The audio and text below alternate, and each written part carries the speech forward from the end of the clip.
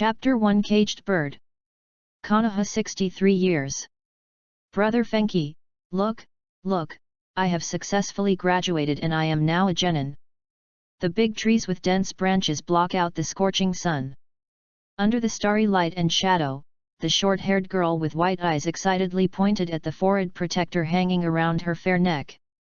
Hinata Hyuga, the eldest daughter of the Hyuga family of Konoha, is a coward. Really? Congratulations! A careless voice came from the tree. Hinata Fuki was lying casually on the tree trunk with his head resting on his arms, holding a grass root in his mouth. A gentle breeze blew, ruffling her long flowing hair. The strands of hair were scattered on the face, covering the extremely conspicuous blue cross mark. That's right, that is the symbol of the Hyuga branch family's identity, a bird in a cage. Hyuga Fuki is a time traveler who is fortunate enough to become a member of the Hyuga branch family and is the cousin of Hyuga Niji. Brother Fenghou, I have some questions about ninjas, can I ask you some advice? Hinata looked up at the figure in the tree and spoke sheepishly. Unlike Niji, this brother of the same clan who is 5 years older than him always looks lazy, but he has a gentle personality and is easy to talk to. Fenghou's eyes moved slightly and he glanced at the girl under the tree through the gaps in her hair. You are the eldest daughter of the Zone family, there is no need to be so polite. When Hinata heard the voice, the man who was lying on the tree trunk a second ago had already come to her. If you have any questions, just ask.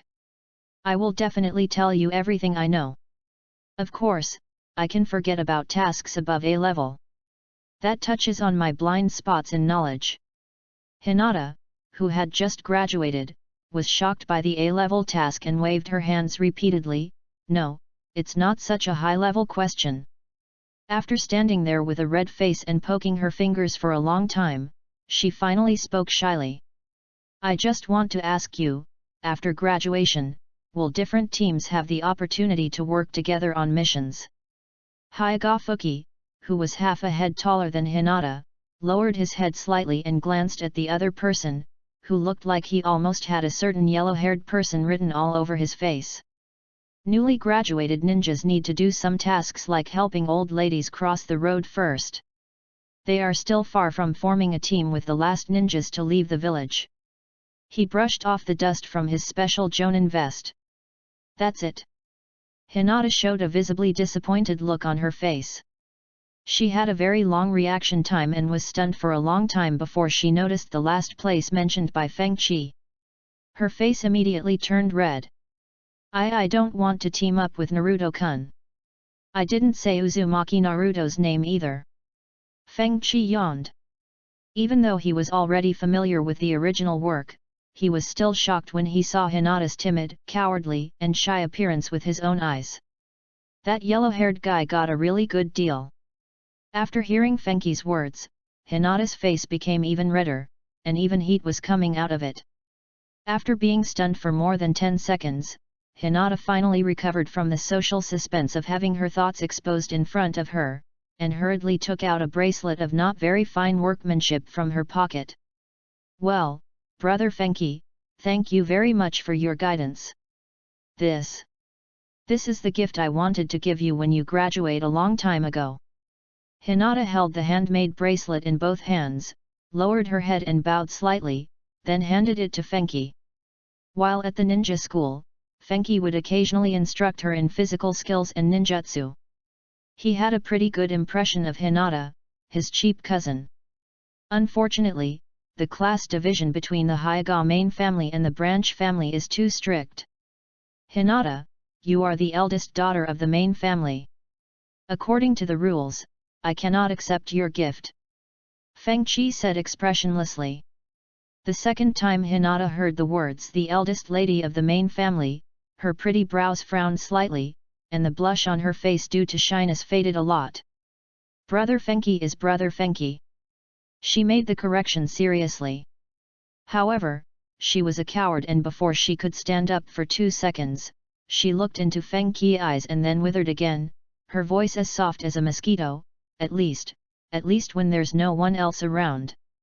You said it, there's no one around now, so don't blame me for being rude.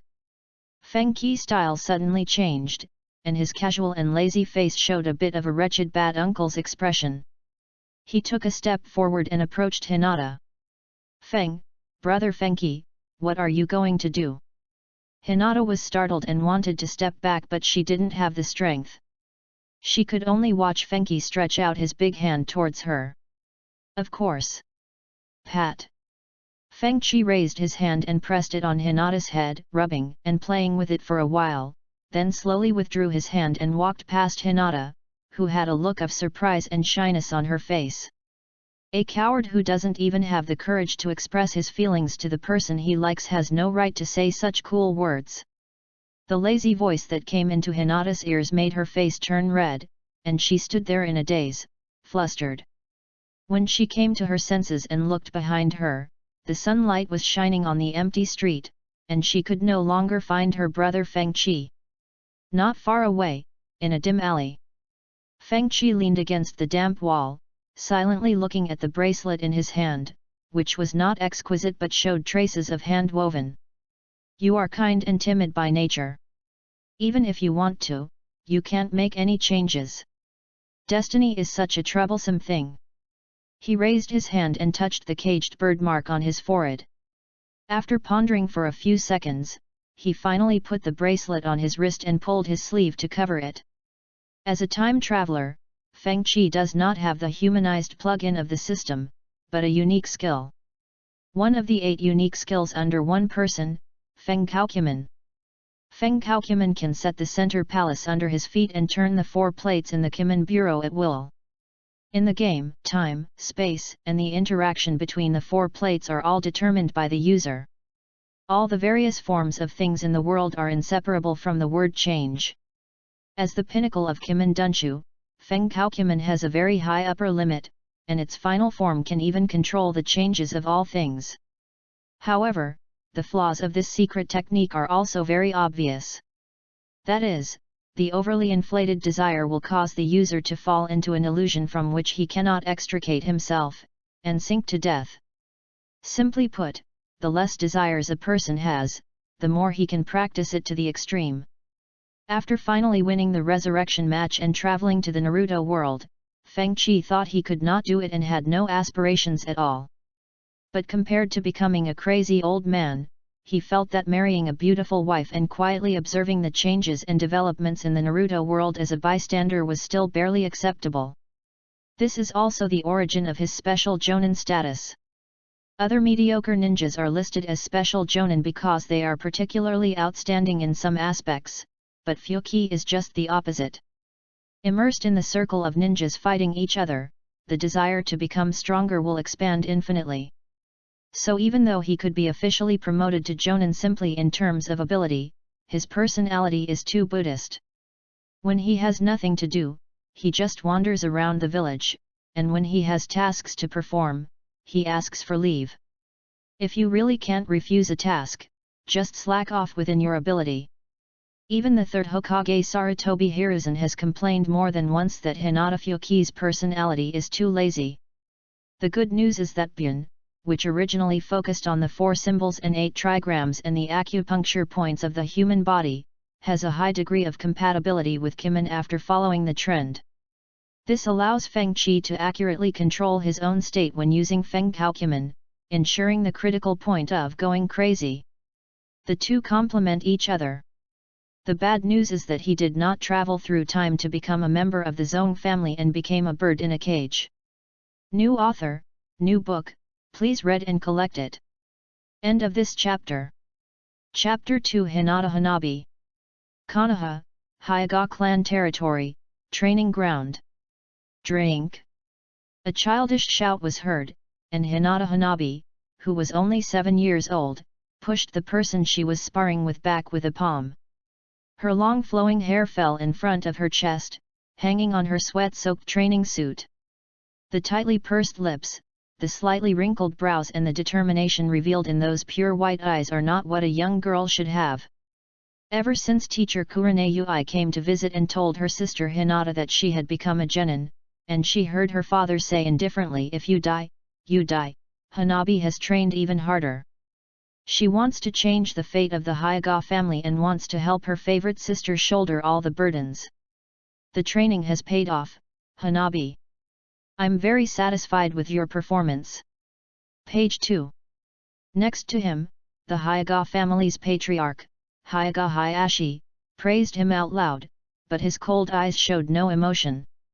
Just when Hanabi gritted her teeth and wanted to continue fighting with her sparring partner, Hyuga Hayashi interrupted her. From today on, your sparring partner will be changed. Under Hanabi's puzzled and bewildered gaze, Hinata Hayashi clapped his hands towards the screen outside the training ground.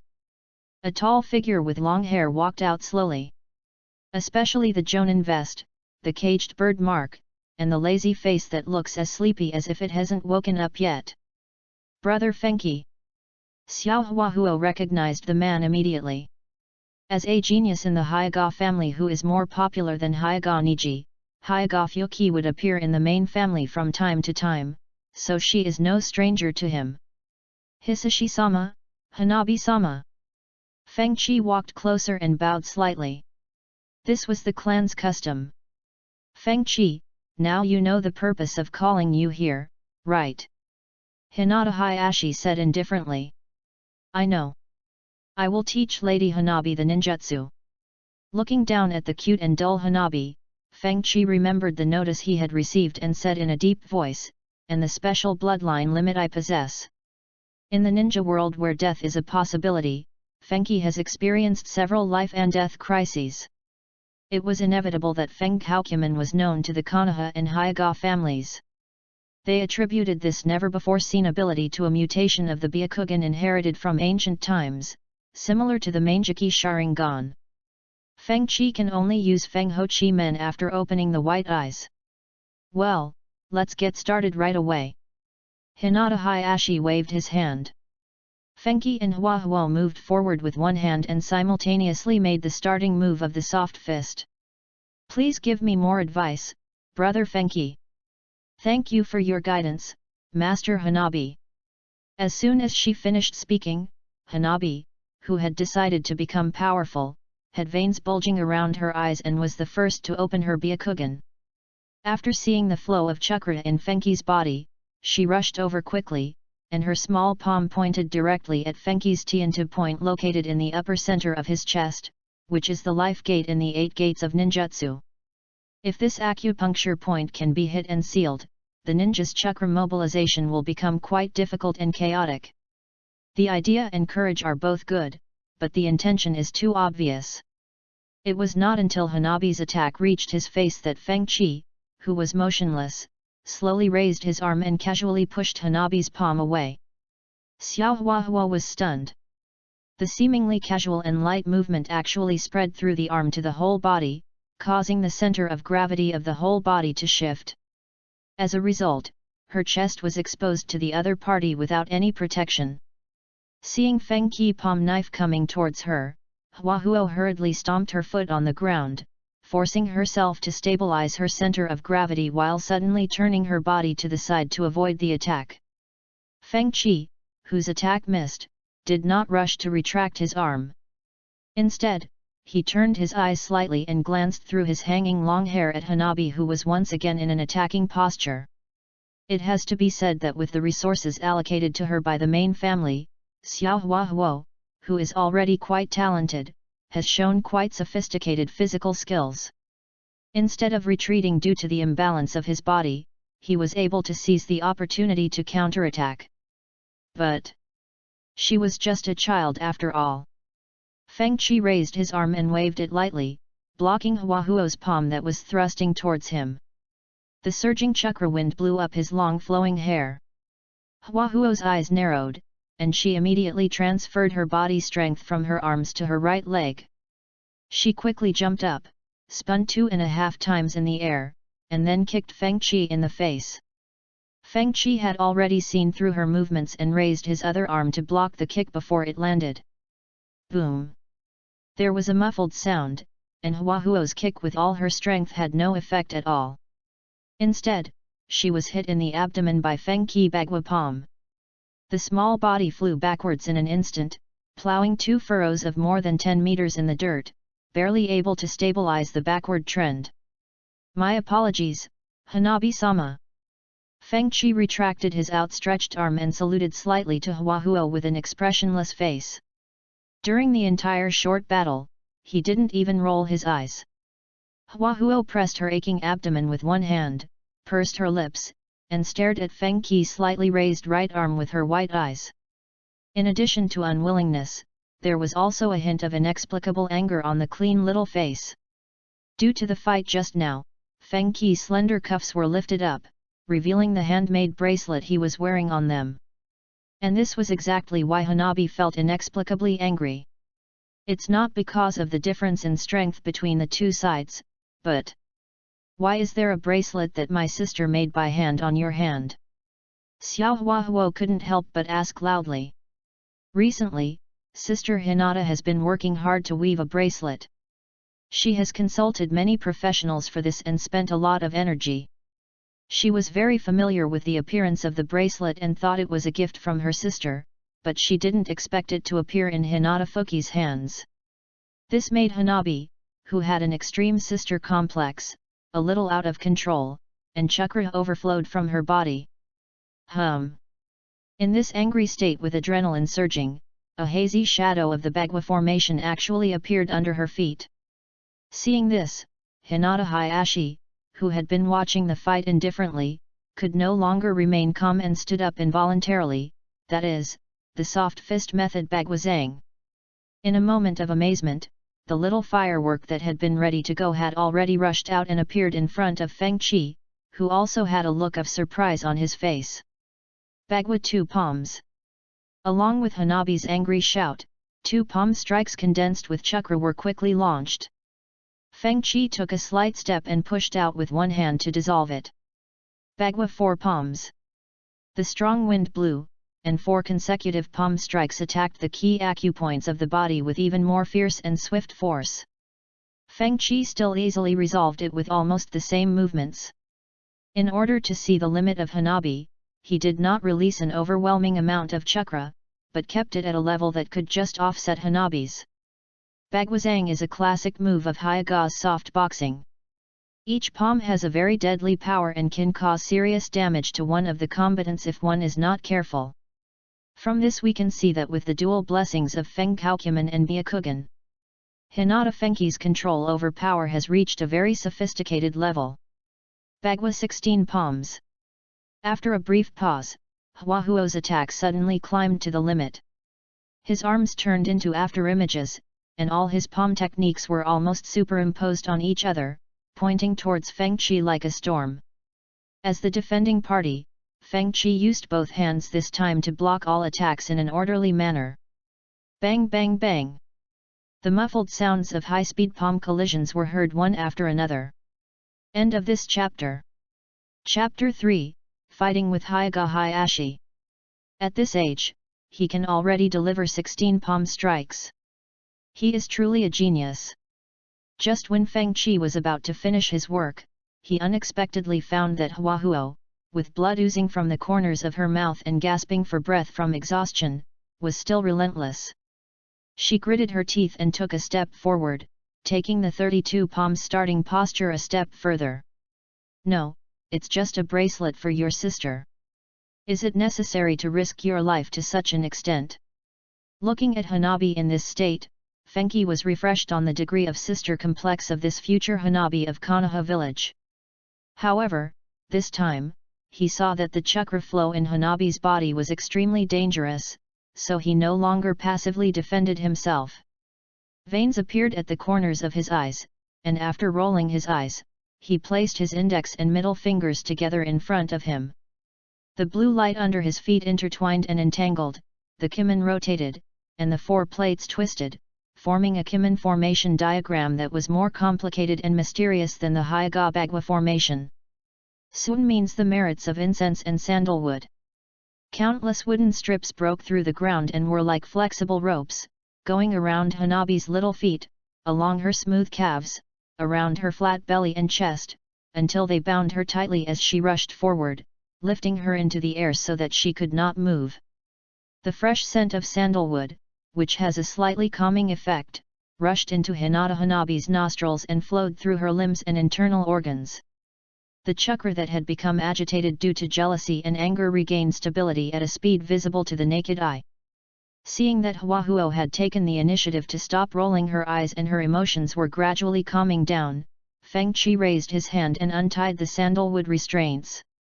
Hinata Fuki, no matter how long it takes, I will definitely use my strength to take your bracelet away. Hanabi's eyes were extremely determined. No, if you want it, why don't you ask your sister to make another one for you? Feng Qi was a little speechless about this, but he still shook it in front of Huahuo, showing off the bracelet on his wrist, and then covered it with his sleeve. I'm sorry for the offense, Lady Hanabi. Feng Qi chuckled. Xiao Huahuo gnashed his teeth in anger. Although it was an unintentional act, at least he forced out Huahuo's bagwajong through sparring, and also demonstrated FENGHOU Kimen as agreed beforehand. Isn't it time for Hinata Hayashi to let me go back to the big tree at the entrance of the village to enjoy the shade? No wonder. Feng Qi, wait a moment. Hinata Hayashi called out to him. Any other instructions, Lord Rizu? Feng Qi stopped and had an inexplicable bad feeling. As expected, Hinata Hayashi walked over, glanced at Hanabi whose face was puffed up like a ball, and then cast a cold gaze on Feng Qi. Hanabi has just touched the threshold of Bagwazang. In order to allow her to have a better understanding and perception of the power of the Haiga clan. Feng Qi, come and spar with me. Page 3. After saying that, he slowly took off his loose white coat and handed it to the follower behind him. A pair of deep and cold eyes stared at Feng Qi silently, leaving him no right to refuse. This is the patriarch of the Haiga clan. Well, okay then. Hearing the firmness and determination in the other party's tone, Feng Qi scratched his head, and a fleeting brilliance flashed in the depths of his casual eyes. The caged bird mark on his forehead made him feel a stinging pain, as if a bandaged wound was being forcibly torn open. Hanabi, stand in the corridor obediently.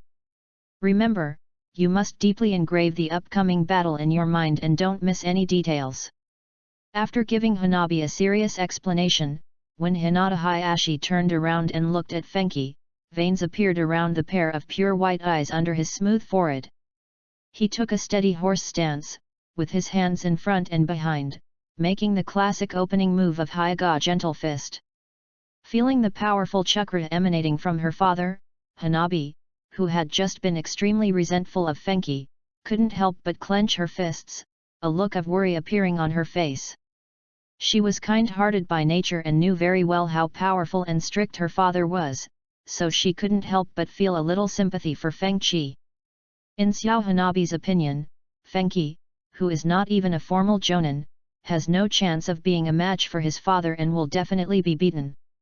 Don't be afraid just because I'm the clan leader, Feng Qi. I want to see your full strength. Hinata Hayashi watched the flow of chakra in Fuki's body and added in a deep voice, this is an order. I understand. Feng Qi opened his Byakugan again, and assumed the same Haiga soft fist starting stance, ready for battle. Although Haiga Hayashi, as the clan leader, seldom participates in fights outside the village, judging from his record in the original work where he took away the head of the Hidden Cloud village ninja with one palm, his strength is definitely superior to that of ordinary jonin. The Tai Chi pattern bloomed almost simultaneously from under Feng Qi and Rizu's feet, and the Bagua characters spread out around them with them as the center. At this moment, the wind stopped and the sound was silent. A fallen leaf fell from the branch of a big tree and slowly floated down in the static space. Soft boxing technique Bagua 64 palms. As the leaves fell quietly to the ground, two loud shouts rang out at the same time, breaking the quiet atmosphere in the yard. The dust under their feet had just risen, and the next second, Feng Qi and Rizu appeared in front of each other. 2 palms. Boom! When the fingers and palms collided for the first time, the strong palm wind caused the surrounding air to tremble slightly. The person in front of him is the undisputed strongest person in the Haiga family today, so Fengchi naturally can't be so lazy as to play with Xiao Hanabi. The heart beats rapidly, continuously transporting the chakra in the body to the arms and palms. 4 palms. Bang bang bang. The muffled sound of palms hitting flesh was heard. Neither Fengchi nor Rizia were able to break through the opponent's offensive in this round of confrontation. 8 palms. 16 palms. 32 palms. As the frequency of palm swings increased exponentially, the 4 arms attacked in an interlaced manner at an extremely fast speed, leaving a trail of afterimages in the air. The impact of the violent palm strike flowed into the bodies of both parties through their arms, and then was released from their feet, shaking the ground beneath their feet into pieces. After stabilizing their bodies in an instant, Fengchi and Rizu released their own chakras at the same time, crossed their palms at their waists, and launched almost overlapping palm strikes towards the opponent's fatal acupuncture points. 64 palms. Boom! The 4 powerful palms collided head-on, and the powerful reaction force made the 2 men's arms numb, and they retreated repeatedly. The restless air gained a brief respite. Wow, so powerful, you're evenly matched with father. Xiao Hanabi's eyes were stunned. Following her gaze, I saw that Fengchi and Rizu stopped their retreat almost at the same time. The walls of the yard and the trunks of the trees behind the 2 men were covered with dense cracks and clear palm prints. Those were the traces left by the shock waves generated by their palm strikes. No, Master Hanabi, please look carefully. The clan leader has the upper hand in this confrontation. The Hyuga clan member standing behind Hanabi had veins popping out at the corners of his eyes, and raised his hand to point at the distance the 2 people were retreating. Rizu took 12 steps back, while Fengchi took 15 steps back. I didn't expect that you have already practiced the Hyuga family's soft fist technique to this level. It's really beyond my expectations, Fengchi. Hinata Hayashi waved his arms to dissipate the strength in his body, and looked at Fengchi opposite him with a serious expression. Although the acupoints were not particularly fatal, he was still hit by Fengchi during the palm-to-palm fight just now, causing some disorder in his internal chakra. Lord Rizu, please don't make fun of me. You've sealed 7 acupuncture points on me. Fengchi sighed softly. In the battle just now, he had no intention of holding back his strength at all, and he gave it his all, but in the end he was still no match for Hinata Hayashi. Of course, the full effort here is limited to the Byakugan's gentle boxing. Use your special bloodline limit. Hinata Hayashi said in a deep voice, his tone leaving no room for doubt. Now that his chakra flow has returned to normal, he seems very expectant, with confidence flowing in the depths of his white eyes. Then be careful, Lord Rizu. Fengchi's lazy eyes suddenly became sharp. The commanding tone and condescending attitude that the other party had been displaying since just now made him, who was usually calm and composed, feel unhappy.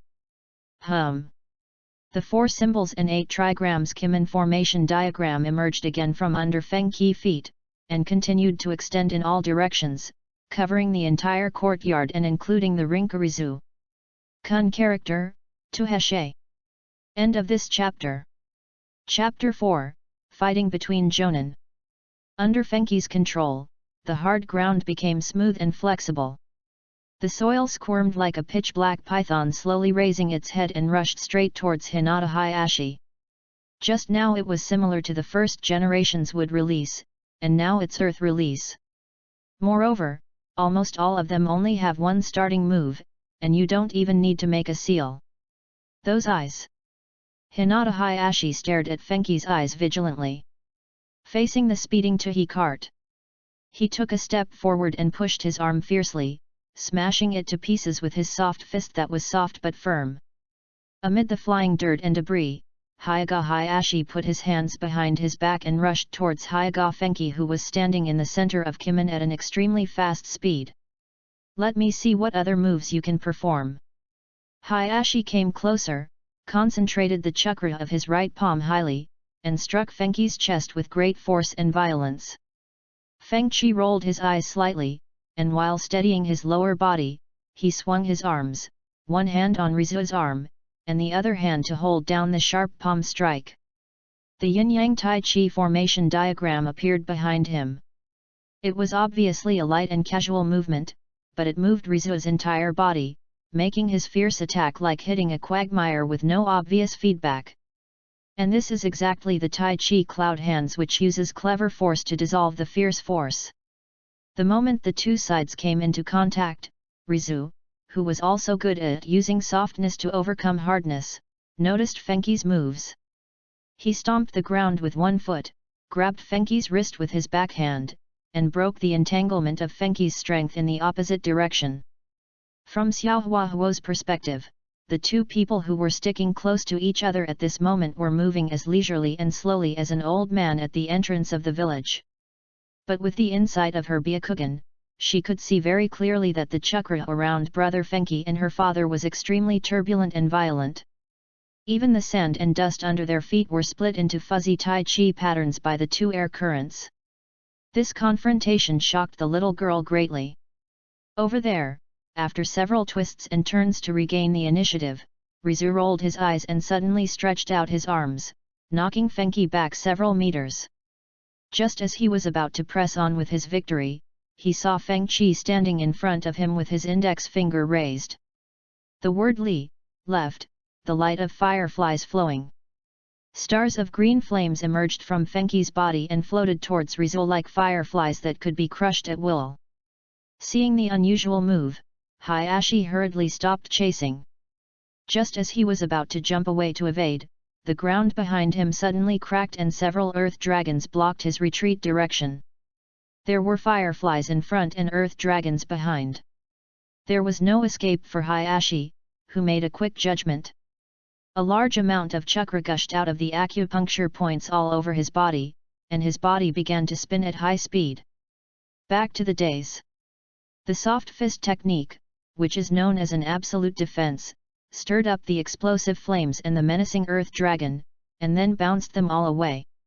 Sporadic flames and debris flew everywhere, and by the time the noise gradually died down, the ground in the courtyard had been burned black and changed.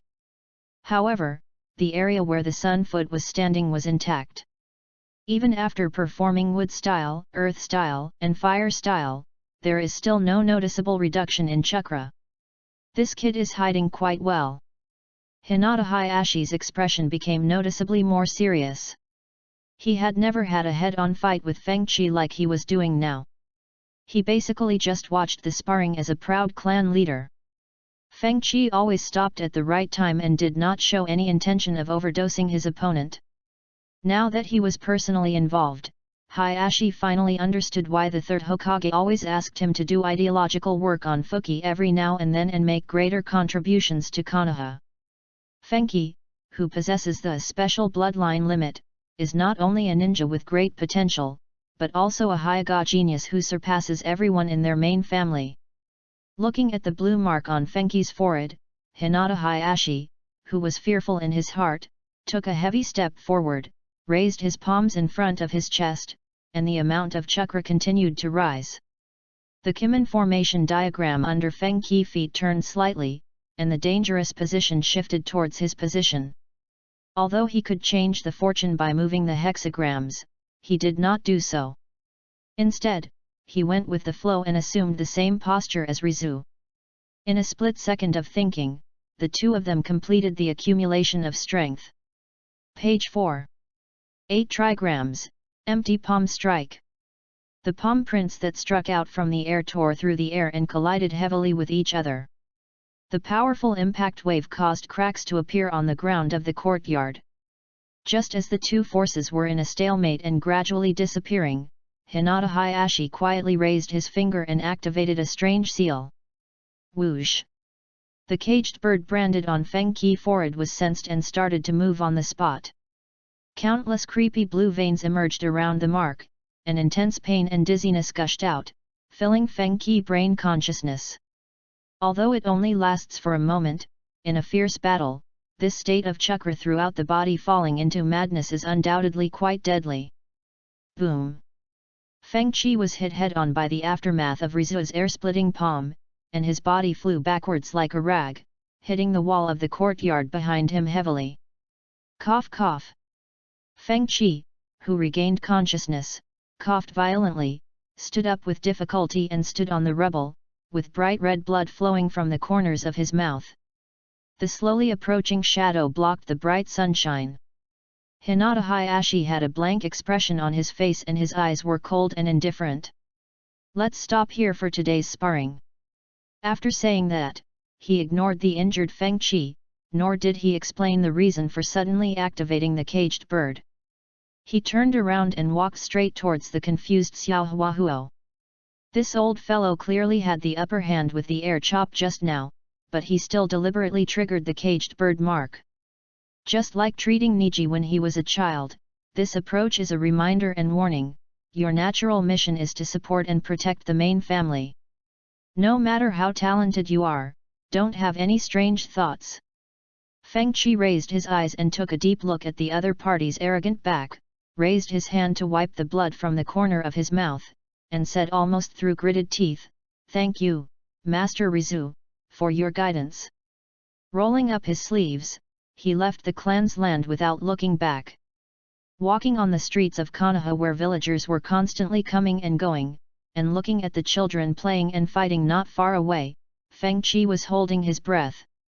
Ever since he traveled through time and became a member of the Hyuga branch, he had been thinking about removing the mark of the caged bird, which was comparable to the label of a slave, and he had made considerable progress. Being inside a strange formation that can change the changes in the world and the relationship between the generation and restraint of attributes, he can interfere with his own time through the combination of the Luanjintu and the Lianji, Sixiang, and Bagua, and thus indefinitely delay the activation of the caged bird mark. Unfortunately, the disadvantage of this method is very obvious, that is, it is too limited in scope. If the caster is not in the Kimen Bureau, he can be killed simply by using the bird in the cage. The range of Fenghi's FENGHOU Kimen that Fenghi can currently perform is about 20 meters. Beyond this distance, his mental consciousness will easily get out of control and collapse. However, this distance is almost negligible for a physical arts master like Hinata Hayashi. Not to mention that the Hyuga clan would trigger the caged bird curse because besides Hyuga Hayashi, there is also a group of clan elders. It can treat the symptoms, but it is far from reaching the core. What a damn troublesome thing! Feng Qi sighed sadly, took off the ninja forehead guard on his arm and put it on his forehead, covering the mark of the caged bird. A gloomy and ferocious look flashed across the depths of those pure white eyes. Rather stick to your guns. I hope those clan leaders won't be so stupid as to let me be a scapegoat. After adjusting his mood, Feng Qi picked up a toothpick from a roadside shop and put it in his mouth, his face regaining its lazy and leisurely look. A fight has started. Those two idiot jonin are fighting again. Hurry up, stay away from those two psychos. Suddenly, there was a commotion ahead on the street. Feng Qi looked up, and what came into view, accompanied by the sound of ding dong dong, was flying everywhere. Pots and pans. End of this chapter. Chapter 5: Two Kind-Hearted Idiots. In just a few breaths, the breath of youth in the madness spread to the vicinity. I don't know if it was a coincidence, but a small book flew out from a pile of pots and pans and hit Feng Qi directly. Feng Qi stretched out his palm and gently turned it, easily dissolving the remaining force on the book, then slowly spread it out in his palm. The 4 large characters "Intimate Paradise" written on the patna are shining brightly. Yes, it is definitely a study material that can only be accessed by adult males. After glancing at the contents above, Feng Qi put his fingers together and closed it again. Ow! At the same time, 2 figures whose styles seemed out of tune with the surroundings took big strides and quickly passed over their heads. After a quick glance and recognizing Hinata Fuki, Kakashi and Might Guy stomped on the ground and slammed on the brakes at the same time. Kakashi, let's leave the outcome of this contest for next time. I suddenly have a good idea. I don't care what unexpected things might happen, Kai. Just by looking into each other's eyes, the 2 brothers instantly understood each other's thoughts and laughed sinisterly with ill intentions. Having reached a consensus, the two of them immediately put on serious teachers' faces and walked slowly towards Fengchi. Wow! What a coincidence, Riki, I actually meet you here. Kai was the first to say hello, giving a thumbs up and showing his shiny white teeth. Fengchi glanced at the two people approaching from both sides, his face expressionless, and said calmly, Senior Kakashi, Senior Calcium. He deliberately called Kai's name wrong, emphasizing his tone. The entire Konoha village is so small, and although he is still a young generation, he is already capable of taking on many dangerous tasks, most of which were turned down, due to his outstanding talent, and naturally has had contact with the older generation such as Kakashi. They are quite familiar with each other. Fengchi, can you give that thing back to me? Kakashi pointed gently at the intimate paradise in Fengchi's hand. You didn't see what was inside, did you? I'm a very forgetful person. Fengchi scratched his head, sighed, and slowly took a step forward, extending his arm to hand the small notebook to Kakashi. At this moment, Kai, with a youthful smile on his face, suddenly launched an attack and appeared in front of Fengchi. Konoha whirlwind binding. He suddenly stretched out his arms, passed through Fengchi's armpits and locked his shoulders. He raised both legs at the same time and hooked Fengchi's legs accurately, completely restricting his ability to move. Fengchi, who was inexplicably being sticked to, moved his nose slightly and smelled the youthful scent emanating from Cheng Liang's bun-like hair. Kakashi, now! Kai turned his head and looked at Kakashi behind him. He had long been fed up with Fengchi's casual and lazy look. He was at an age where he could fully enjoy his youth, but he was as passionless as an old man all day long. Therefore, taking advantage of this once-in-a-lifetime opportunity, Kai decided to teach this kid a lesson called youth. The sultry and perverted Kakashi naturally knew what was going on in Kai's mind, and judging from his actions, he also agreed with this approach. Coming! Kakashi disappeared in a puff of white smoke. When he appeared again, he was crouching slightly and was already behind Fengchi. He clasped his hands together, revealing his index and middle fingers that were stretched straight and tensely together, pointing them at Fengchi's chrysanthemum bud. That is, the secret physical technique of Konohagakure, 1,000 years of killing. Hey hey! As their hands moved steadily towards their destination, an imperceptible look of pride appeared on Kakashi and Kai's faces. However, just as the Millennium Kill was about to hit, a strange magic array suddenly lit up on the surrounding ground. 8 doors for transporting and turning. Fengchi and Kai's positions changed. With a muffled puff sound, Kakashi's fingers felt an unusually tight touch. He successfully pierced the green tights and hit Kai's 9th gate. The atmosphere suddenly froze and the scene suddenly became tense. However, as the secret physical technique of Konohagakure that will make people feel the pain as if they had died for 1,000 years, now that it has been activated, how can it be stopped? So naturally, Konoha's blue beast was knocked flying and turned into a meteor and disappeared into the sky. Kakashi, what the hell are you doing with this plane? Kai's voice, which was mixed with sorrow and bitterness, gradually faded away. Oh, I was careless. Kakashi scratched his head and sighed in distress. Fengchi looked at the face covered by the black mask seriously, pondered for a few seconds, and said slowly, "Thank you, Kakashi-senpai." Needless to say, Kai was a straightforward person. Even Kakashi, who seemed aloof and cold on the surface, was willing to cooperate in launching a youthful offensive against him, which surprised him a little. Fengchi knew very well that their real purpose was not to make a prank, but to let him, who had always been lazy and negative, experience a relaxed daily life that was different from the indifference of his family and the shadow of the ninja. But the mark of a caged bird on his forehead was always like a sword hanging over his head, making it difficult for him to move forward. After the sparring with Hinata Hayashi just now, this awkward feeling in my heart became even more profound. Hearing this, Kakashi was stunned at first, then he stepped forward and patted Fengchi on the shoulder. Knowing full well the unchangeable fate of the Hyuga branch family, he remained silent in the end. He spread out the adult reading material he had received and walked away coolly. What a pair of warm-hearted fools!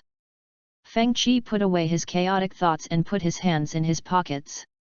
Just when he was wondering whether to take a nap under the big tree at the head or tail of the village, a loud shout suddenly came from behind him. Page 5. Hey! Brother Fuki, I heard from teacher Kakashi that you want to treat me to Ichiraku ramen, right? I stopped and looked back, only to see Kakashi coming back, followed by a yellow-haired guy with an expectant and happy face. Uzumaki Naruto, the nine-tailed demon fox Jinchuriki, the reincarnation of Ashura. The Uzumaki brat who was born with a lack of brains. Feng Qi said calmly. He adhered to the ninja way of lying down and doing nothing, and although his life was okay, his financial situation was not good enough to allow him to treat others to noodles for no reason. Just as he was about to deny it, Kakashi on the other side narrowed his eyes, smiled and said first, Feng Qi, it took me a lot of energy to take over the B-rank mission that you pushed away last time. Does that mean if I don't agree, there won't be a next time? Threat, naked threat. Feng Qi would not tolerate such a sinister villain who hides a dagger behind his smile. His leisurely expression suddenly became serious and he stretched out a finger firmly. Just one bowl please. Great. I knew you, brother Fuki, are much better than that guy Niji. Naruto jumped up with joy after receiving the accurate reply, not caring at all about the shabby quantity limit.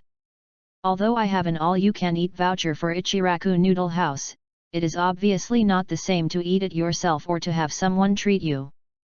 The matter was happily decided, and the three of them walked towards the shop of the most mysterious man in Konoha village. As their figures gradually walked away, a red-faced perverted stalker quietly poked his head out from the corner of the alley. End of this chapter. Chapter 6: The Wallet That Was Heroically Sacrificed. Hinata, you look so hurried, what do you want to do? When Hinata was cautiously preparing to follow, a calm voice suddenly came from the side. Going to go after Naruto-kun. Hinata looked a little silly and answered subconsciously. Then, realizing something was wrong, she turned back abruptly and saw Feng Qi's clean and lazy handsome face. Ah! Feng, brother Feng Qi, aren't you in front? Hinata was startled, and when she thought of her answer just now, the temperature of her red face soared and heat kept coming out. Feng Qi was already used to this and waved his hand casually. Since we met by chance, let me give you a thank you bracelet and a belated graduation blessing. Let's go. I'll treat you to some noodles. When Feng Qi said this, he seemed calm on the surface, but he had actually gone through a long period of hesitation and struggle in his heart. Hinata, who has always been well-behaved and weak, is the undisputed superfoodie in the entire Konoha. Inviting her to dinner means risking your wallet. The key factor that made the poor Feng Qi finally make up his mind was Hinata's words, brother Feng Qi is brother Feng Qi. He had no good feelings towards the high and mighty Hyuga family, but it was obvious that his cheap sister Hinata was not among them. Ah, what? In that case. Hinata stood there blankly, not yet reacting to what brother Feng Qi said. Seeing her shy look, Feng Qi raised his arm, put it on her shoulders, pushed her away, and walked out. On the street outside, Kakashi and Uzumaki Naruto, who had returned, had been waiting for a long time. After a simple greeting, four people with different expressions walked side by side and entered Ichiraku Ramen Restaurant. When you lift the signature curtain in front of the noodle shop, the unique aroma of handmade ramen hits your nose. Welcome, hey! It's Naruto. Uncle Ichiraku, who was busy at the counter, recognized Naruto immediately. Seeing Feng Qi next to him, he couldn't help but be surprised. It's rare. Feng Qi actually came here with you and Kakashi. Since Feng Qi has nothing to do, he just wanders around, unlike other ninjas who come and go in a hurry. Therefore, many residents of the village, including Uncle Ichiraku, were impressed by this special jonin. Uncle Ichiraku, give me a bowl of deluxe seafood ramen. Brother FENGHOU will treat me. When he arrived here, Naruto sat on the chair as if he was at home, and licked his lips anxiously. This yellow-haired brat is really not polite at all. Feng-chi forced a smile and looked at Uncle Ichiraku and said, Naruto is right, Uncle Ichiraku, give each of us a bowl. Is that so? Haha. Okay, please wait a moment. Uncle Yul smiled happily, turned around and started working in the kitchen. His daughter, Akaris, who works as a waitress at the noodle shop, also had a smile on her face and skillfully handed the 4 people dipping saucers. The 4 people were seated from left to right, Naruto, Kakashi, Fuki, and Hinata. Awaited. Soon, 4 large bowls of ramen topped with prawns and squid were brought up by Uncle Ichiraku. The fragrance spreads along with the heat, making people's appetite increase. Then I'll start. Naruto, who couldn't wait any longer, picked up his chopsticks first and started slurping the noodles without caring whether they were hot or not. In comparison, Kakashi's expression seemed much more alert. His eyes swept over Naruto who was busy eating beside him and Fenghou who looked indifferent, then he took out the chopsticks, broke them, and slowly took off the mask on his face. Sug. The big bowl of ramen was eaten up at the speed of light, and the mask returned to its original state. I'm done, thank you for the treat. Kakashi put the chopsticks back neatly. Hey! Great, so fast, Kakashi-sensei is so fast. Looking at the other person's empty bowl of noodles, Naruto, who was halfway through eating, was frightened. On the opposite side, the waiter Ayam had hearts in her eyes after getting a quick glimpse of Kakashi's true appearance. Feng-chi was not in a hurry. While eating noodles, he looked at Kakashi meaningfully, you are really mysterious, Kakashi-senpai. Really? Ahaha. Ahaha. Kakashi narrowed his eyes slightly and smiled as if it was nothing serious. Listen carefully, Fenghou, only by maintaining enough mystery can you attract the attention of the opposite sex. Have you not given up the idea just now? Please spare me, Teacher Kakashi. I'm in enough trouble now. Feng-chi sighed silently. The Hyuga clan has always been good-looking, and with the cool and handsome Kazuhaukaman, it's natural that he's quite popular among the young female ninjas in the village. Among them there are even suitors like Kakashi who are teachers of the same generation. Beauty can also lead to the expansion of desire, which in turn affects the clarity of thoughts, so Feng-chi ignored them and let everything take its course. At least before you fully master Fenghoukuman and balance the bird in the cage, the inexplicable fetters will only become a burden. What a young man who doesn't think about making progress. Kakashi shook his head helplessly and casually stuffed the intimate paradise in his pocket into Fenghou's arms. Study it more when you have time, the content inside will be very helpful to you. No, use this to test cotters? Feng-chi was about to refuse righteously, but when he saw Kakashi's kind look, he had no choice but to accept it reluctantly. In order to make future missions easier, Ninkai, my Otaru, I will give this thing to you later. He thought so in his heart. At this time, on Fenghou's side, Hinata, who was so shy that she almost buried her face in the bowl of noodles, had silently finished 6 servings of ramen. She is really hungry. Fortunately, Kakashi remembered his good friend who disappeared at the other end of the sky, and took Naruto away first. Otherwise, Hinata would be too embarrassed to continue eating no matter what. Well, brother Fenghou, thank you for the treat, I'm full.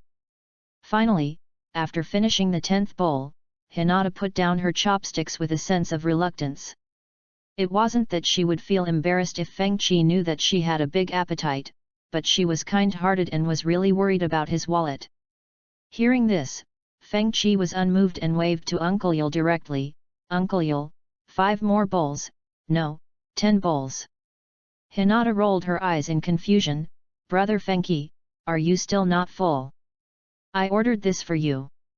Feng-chi said calmly, showing his brotherly demeanor. Hey? But if you can't finish it, it's a waste of food. I understand. Hinata's worried look became extremely determined, and she reached out to grab the chopsticks again. It was already dusk and the sun was setting in the west.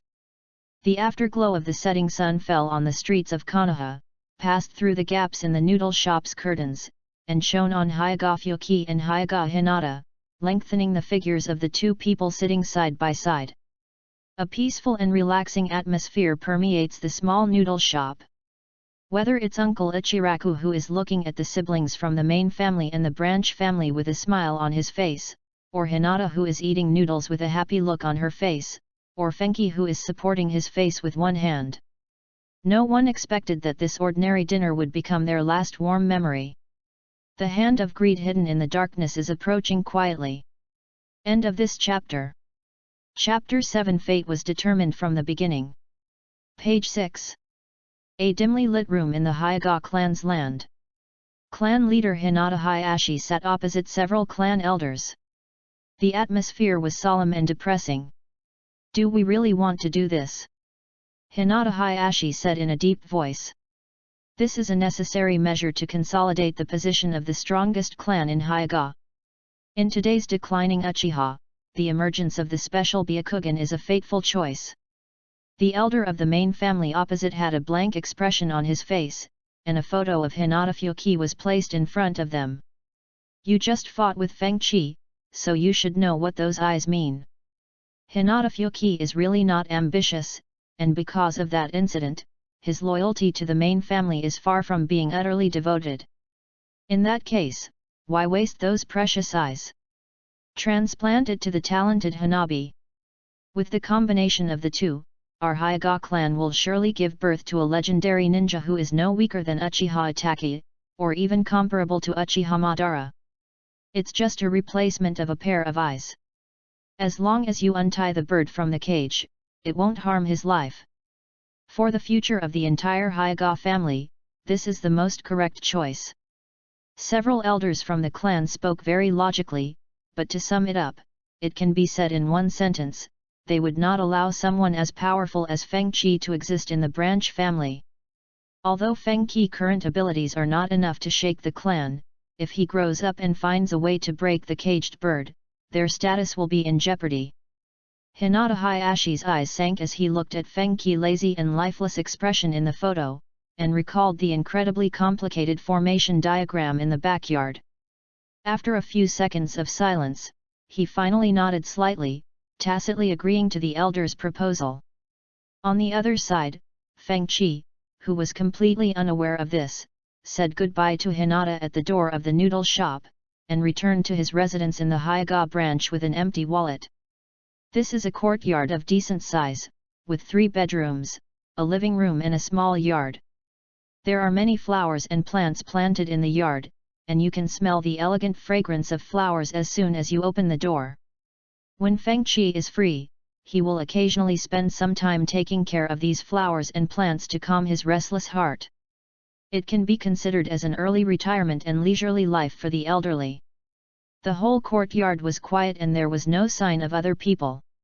During a certain external operation, the original body's parents died on the dangerous battlefield while covering the retreat of the main family. That operation ultimately ended in failure. The original body that survived was accused and questioned by countless tribesmen. Unable to bear such a painful blow, he chose to hang himself in extreme despair. When he appeared again, he was already a time traveler named Hinata Fenghou with a distracted look on his face. This is that thing that the elders of the main family mentioned, and it is also the fundamental reason why Hitaki Kakashi takes special care of Fyoki. Feng-chi put away his thoughts, walked slowly to the corner of the yard, stretched himself, and lay down on the rocking chair under the tree. As the sun sets, a cool breeze blows, bringing a scent of flowers. Feng-chi rested his head on his arms, closed his eyes slightly, and quietly enjoyed the peace and tranquility. It's not just about resting and recuperating. If someone from the Hyuga family is present at this time and opens their Byakugan, it can be clearly seen that Feng-chi, who is lying on the rocking chair, has chakra flow in his body that is different from that of ordinary people. This is the special method of practice he realized after mastering FENGHOU. By meditating and communicating with natural energy, the chakra can grow much faster than ordinary ninjas. It is somewhat similar to Senjutsu chakra, but there are obvious differences. Feng Qi named it Qi chakra, which can be said to be one of his plug-ins. To outsiders, it seems like just lying down and letting things go, but to Feng Qi, it is actually just a practice of letting nature take its course. Not long after I lay down, the tightly closed door was slowly pushed open. Feng Qi interrupted his practice when he heard the noise, glanced sideways, and was immediately given a roll look by the person who came. His long brown hair was loose and tied into a small bunch at the end, and his handsome face had a cold and serious expression. He is his cousin from the Hyuga branch family, Hyuga Niji. Brother Fenghou, excuse me for disturbing you. Seeing Fenghou lying on the rocking chair in the yard, Ningji raised his hand and greeted him.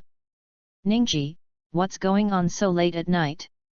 Feng Qi slowly sat up from the rocking chair.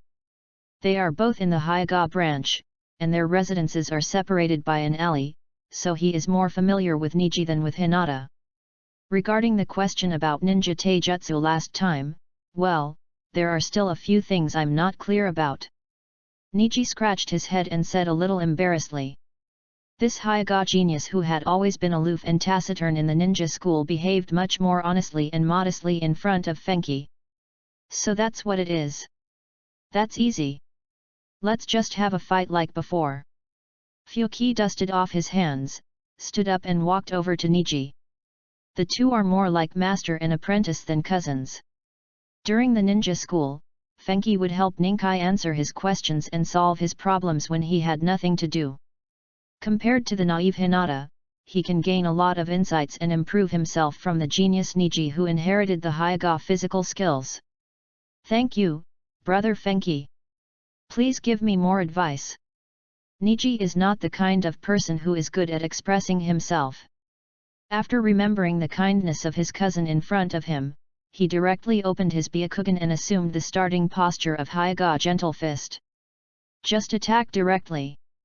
Feng Qi waved his hand casually. Bang bang bang. As Niji launched his attack without reservation, the chakra waves rolled up the fallen leaves, and the muffled sound of palms hitting flesh could be heard in the quiet courtyard. After the discussion, the two brothers, sweating profusely, sat side by side on the corridor of the yard. Brother Fenghou, why are we marked as caged birds when we are born? Is our fate really determined from the beginning? Niji lowered his head, and deep in his frustrated expression was a hint of resentment. The sparring with Feng Qi inevitably reminded him of his father who was innocently dragged out to be a scapegoat. Here Hayashi hasn't told Niji the truth yet. Only when he is with his brother Fenghou, Ningji, the aloof genius, will reveal the thoughts suppressed deep in his heart. After all, they are all poor people who are deeply bound by the shackles of fate. Some people are born standing on the peak that ordinary people try their best to climb. Bloodline is something that cannot be shaken by human power in this world. Feng Qi said in a deep voice. Hearing that even brother Fenghou, who had awakened the special Byakugan, said this, Niji couldn't help but clench his fists, and the expression on his face became even darker. Fenghou glanced at Ninkai beside him, then looked up at the setting sun gradually setting over the mountain in the distance. But, fate can be changed. After all, we at least have the right to choose to die standing or live on our knees, right? It's okay to be gloomy all day long, and it's okay to laugh heartlessly. Human will is much stronger than a boring and ridiculous fate. Ningji's eyes narrowed slightly, and he suddenly raised his head to look at the frank expression on Fenghou's face.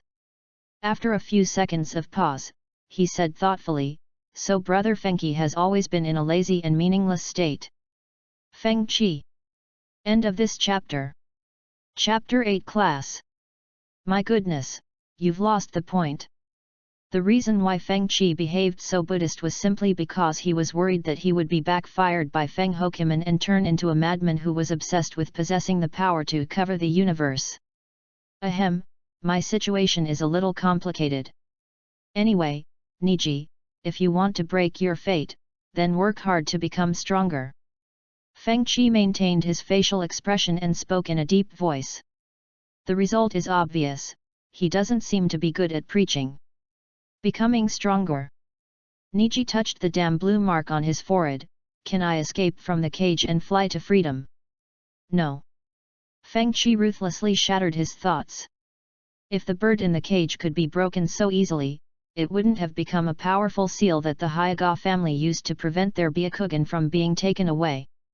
It's strange to say, if they are so afraid of having their white eyes taken away, why don't those people in the Zong family put themselves in a cage?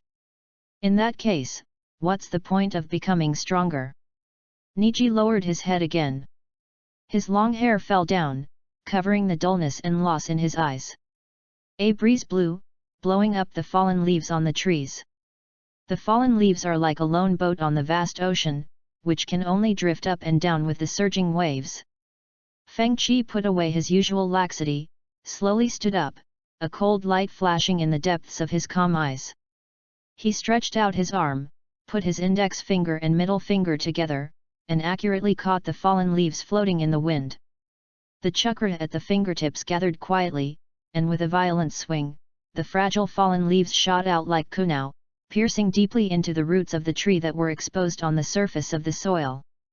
This is called returning to one's roots.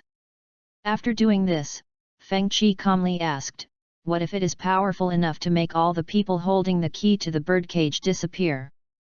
He is not a bloodthirsty thug with a deep hatred, but he is also not a puppet at the mercy of fate. As I said, if everything goes well, then marry a beautiful wife and spend your life leisurely and comfortably watching the changes in the ninja world. If the Zong family wants me to be a scapegoat, then I will fight to the death. He does not have the awareness like Hyuga Hisashi, who is locked in a birdcage at the mercy of others, but still wants to sacrifice himself heroically. Niji widened his eyes and looked at his cousin from the branch family beside him in disbelief. Page 7. This was the first time he felt that the other person was a little strange. Ahaha, ahahaha, after all I can't share such dangerous thoughts with you. Feng Qi resumed his lazy look, scratched his head, and said with a smile, the current situation between our Hyuga main family and branch family is still quite harmonious. Niji remained silent. Oh, I almost forgot. This thing is for you. Avoiding this somewhat heavy topic, Feng Qi took out the patinated copy of Intimacy Paradise from his pocket and handed it to Niji. Is this the booklet that Kakashi-sensei has been holding? Niji's big eyes were filled with confusion. Yes, the content inside may provide some inspiration for a crucial battle in your life. Feng Qi said seriously. The most important battle in life? When Niji heard this, his curiosity was instantly aroused. Thinking that Kakashi teacher was looking through it even during class, he subconsciously felt that this might be some kind of secret forbidden book. As they just happened to be talking about the topic of becoming stronger, Niji didn't bother to wonder why the cover was so fancy and opened it with excitement on his face. Then, his white eyes were tainted. Not clean anymore. This aloof genius was at a loss as to what to do, and hurriedly stuffed the hot paradise back to Feng Qi. The speed at which his face turned red even broke Hinata's fastest record. Brother Feng Qi, you are being too frivolous when you talk about a battle that is so crucial to one's life. Niji obviously thought of something, his heart was beating fast and he couldn't calm down for a long time. Seeing this, Feng Qi, who had successfully played a prank, burst into laughter, ha ha ha. Unexpectedly cute, Niji brother. Niji's face turned red with embarrassment. Others usually described him as the second most talented person in Hyuga, handsome and charming, and steady and reliable. How come it becomes cute when it comes to brother Feng Qi? How is he cute? Cough cough. Feng Qi, who had been laughing for a while, coughed twice and stopped laughing wildly. The corners of his mouth turned up, revealing his white teeth. According to your teacher Kai, a man's shyness is also an inseparable part of youth. Don't suddenly become like teacher Kai. When he was in the team, Niji was deeply harassed by Might Guy and Rock Lee. He didn't expect that after returning to the branch family, he would be teased like this by his brother FENGHOU. What is this? Ningji sighed helplessly. The main family and branch family were like birds in a cage, being crushed to pieces in a speechless way. Suddenly, Niji's eyes darkened and FENGHOU appeared in front of him. Don't think too much, just live according to your own will. FENGHOU raised his hand and patted his shoulder, saying casually, even if the sky falls, I still have a tall guy like you to hold it up. With that, he walked in the opposite direction from Niji and headed straight for the room. Ningji stood there, staring blankly at the lazy figure that was getting farther and farther away in the sunset. The resolute sight began to be blurred by tears. The next day, FENGHOU got up early, tidied up a bit, watered the flowers and plants in the yard as usual, and then set off for the Hokage building. Although he didn't really want to be proactive, his wallet was emptied by Hinata, and in order to avoid starving to death in the village, he had to bow to life. The fate of a bird in a cage may be changed, but that of a working person definitely cannot. I hope there will be CB-level missions that are not so troublesome. FENGHOU yawned while walking on the street and prayed silently in his heart. As for the A-level and S-level ones that paid more, he wouldn't even look at them. Brother FENGHOU! The shouting from the front interrupted FENGHOU's thoughts. When he looked up, he saw Hinata waving at him. She only ate until she was 70% full yesterday and now looks very energetic and full of spirit. Standing next to Hinata was a taciturn man wearing black sunglasses with his hands in his pockets, and a wild boy with a little white dog lying on his head. Abarame Shino and Inyazuka Kaiba, Hinata's teammates in Team 8. I didn't expect to meet you here, FENGHOU. Are you going to sleep under the big tree at the entrance of the village again? A low voice with determination was heard, and the female Jonin Ui Kurane standing in front of the three-person team smiled and waved at FENGHOU. Senior Xiri Hong, please stop teasing me. I'm just about to take on a mission. FENGHOU responded awkwardly. Hey! That old man who entered retirement early actually took the initiative to accept the mission. The carefree Inyazuka Kaiba was immediately startled, and even Akamaru above his head cried out twice. Yay, Fuki-nii is our senior. Abarame Shino reminded lightly. Hinata, who knew the reason, blushed and buried her head deeply in her chest. Ah ha ha ha, in the eyes of you little brats, have I turned into an old man? Instead of feeling ashamed, FENGHOU nodded with satisfaction. I'm not praising you. Inyazuka Kaiba emphasized this sentence and was about to explain it vividly, but when he caught a glimpse of the kind-hearted smiling face of teacher Ui Kurane, he suddenly fell silent. If there is a chance, I really hope to go on a mission with you, FENGHOU. Ui Kurane returned her gaze to FENGHOU and said with a heartfelt smile, I'm sure Hinata will be very happy. Hinata, who was constantly tormented by guilt, buried her head even deeper. Please spare me, it's too dangerous outside the village. FENGHOU shrugged. Seeing the backpacks on the backs of several people, he asked, speaking of which, are you going out on a mission? Yes, the mission of escorting state officials is not of high level, so it's a good opportunity to take them out for some training. As she spoke, Xiri Hong seemed to have thought of something and looked at FENGHOU curiously. I heard that you seem to be good at calculating good and bad fortune, could you please help us calculate it? This involves too many things, and you can't just calculate it for someone casually. FENGHOU shook his head. I see. Zahi Kurane sighed with a little regret. Just when I was about to give up this thought, FENGHOU suddenly changed the subject. You have to pay. Class 8. End of this chapter. Chapter 9 Dangerous Hexagram. What a smart junior. Zihai Hong held the sea trench with both hands, and looked at FENGHOU with interest. saying, "With our friendship, can't we do it for free once?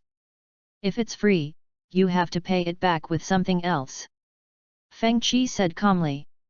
To be honest, although he has mastered the FENGHOU that can deduce everything in the world, his level is still far from reaching the level of defying the heavens. Since you want to tell fortunes, you can't make up stories like the charlatans. You need to communicate with your own inner scene to achieve what you want. This is a kind of magic. Depending on the weight of the information asked for in the world, Feng Qi himself needs to pay a corresponding price. To give a simple example, if he wanted to know the measurements of Zihikurane, he could easily find out by asking about the inner scene. Because the difficulty of achieving such a thing is almost negligible, just ask Xiri Hong in person. On the contrary, if Feng Qi wanted to use deduction to find a way to unlock the curse of the bird in the cage, he would have to pay an extremely heavy price. Either you become seriously ill, or you bleed from all your orifices, or you even die on the spot. You bastard old man! It's too much to ask for money when we're so close. You're Hinata's brother. The hot-tempered Inyazuka Kaiba was indignant and pointed his finger at Fenki. So Hinata can be free. Feng Qi smiled calmly. You. Inyazuka Kaiba was very angry, and Akamaru above his head kept yelling. Brother Fenki, how much does it cost for one calculation? Abarame Shino asked in a neutral tone. Considering that the other party is just a genin, it is not difficult to deduce. Feng Qi spread out his 5 fingers and said, for Shino, 800 ryo. 800 taels, converted into 6,000 yen based on purchasing power, is roughly the reward for a D-level mission with the lowest level of danger. No problem. Abarame Shino didn't even think twice and took out her wallet to pay. As the second generation of the Konoha Abarame clan, this amount of money is not even a drop in the bucket for him. Okay, then I'll help you first. Feng Qi took the money and slowly closed his eyes. The Kimen formation diagram appeared under his feet, and the 8 trigrams were gently moved and turned to the feet of Abarame Shino. After a few seconds of silence, Feng Qi opened his eyes again and said with a smile, the risk for this mission is very low for Shino. Just pay attention to the possible romantic luck around you. Romance luck? An unexpected encounter. Abarame Shino nodded. Hey? So easy. Page 8. Hearing that his buddy was lucky in love, Inyazuka Kaiba's eyes lit up instantly.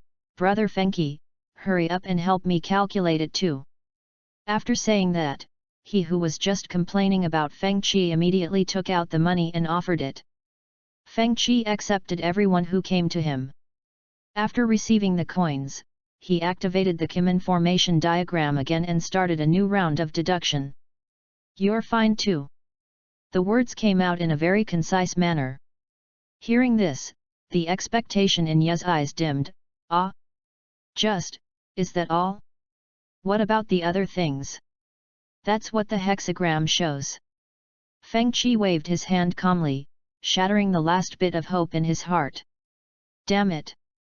Inyazuka Kaiba howled to the sky. Sad. You are not kidding, are you? Shino is lucky in love, how could I not be lucky too? Unable to accept the fact that he had no luck with women, Inyazuka Kaiba was furious. He grabbed Fenki's shirt by his chest and shook him, spitting out saliva. Yay, brother Fenki will definitely not lie. Hinata next to him tried to persuade him hastily and tried to pull his impulsive teeth away. Yay, Hinata is right, I did sense the flow of chakra in Fuki's body just now. Zihihong's method was more direct. She pulled the crazy tooth away like a chicken, looked at Fenki and said, then Fenki, I'll ask you to help me calculate it too. In fact, after learning that her students were safe and sound in this mission, there was no need for her to calculate it herself. The reason for doing so is more out of concern for Feng Qi, the younger generation. Feng Qi saw through her true intention and did not ask for money. Didn't you just say that if you don't want money, you need me to pay something else? Xiri Hong frowned slightly, indicating that she didn't quite understand. Senior is a powerful jonin, and favors are much more valuable than money. Feng Qi said. It is an honor to be praised like this by a super genius from Hyuga. Zahikurane smiled and said, a favor? That's fine. Just like that, Fenki deduced again and came to the same conclusion as Abarame Shino and Inyazuka Kaiba. Class 8 will basically not encounter much resistance in this mission. The main purpose of Kurane Ui taking on this mission was to make Team 8 familiar with ninja activities. The possibility of an unexpected situation like Kakashi's team encountering Zabuza Mamakai as soon as they set out is extremely small. Brother Fenki, and me. Hinata weakly took out the frog wallet. Her intention was even more obvious, she just appeared out of nowhere to give money. Feng Qi naturally did not accept it, and started fortune-telling before Hinata could say no. The divinations of the previous few people are enough to explain the problem. Even if we don't need to calculate Hinata's result, we can guess it. Just when Feng Qi was thinking this as a matter of course, suddenly, his casual eyes narrowed and his expression changed slightly. In his sight, the bustling and lively streets of Konoha were changing rapidly. The drizzle of rain dripped from the gloomy and depressing sky, falling on the dilapidated ruins, mixing with the blood and dyeing the rubble scarlet. On the ruins, Hinata knelt on her knees, her pure eyes filled with despair. It was hard to tell whether it was rain or tears sliding down the cheeks, presenting a rather sad and miserable picture. This. Feng Qi shook his head violently. Came out of the strange inner vision, and his breathing became rapid.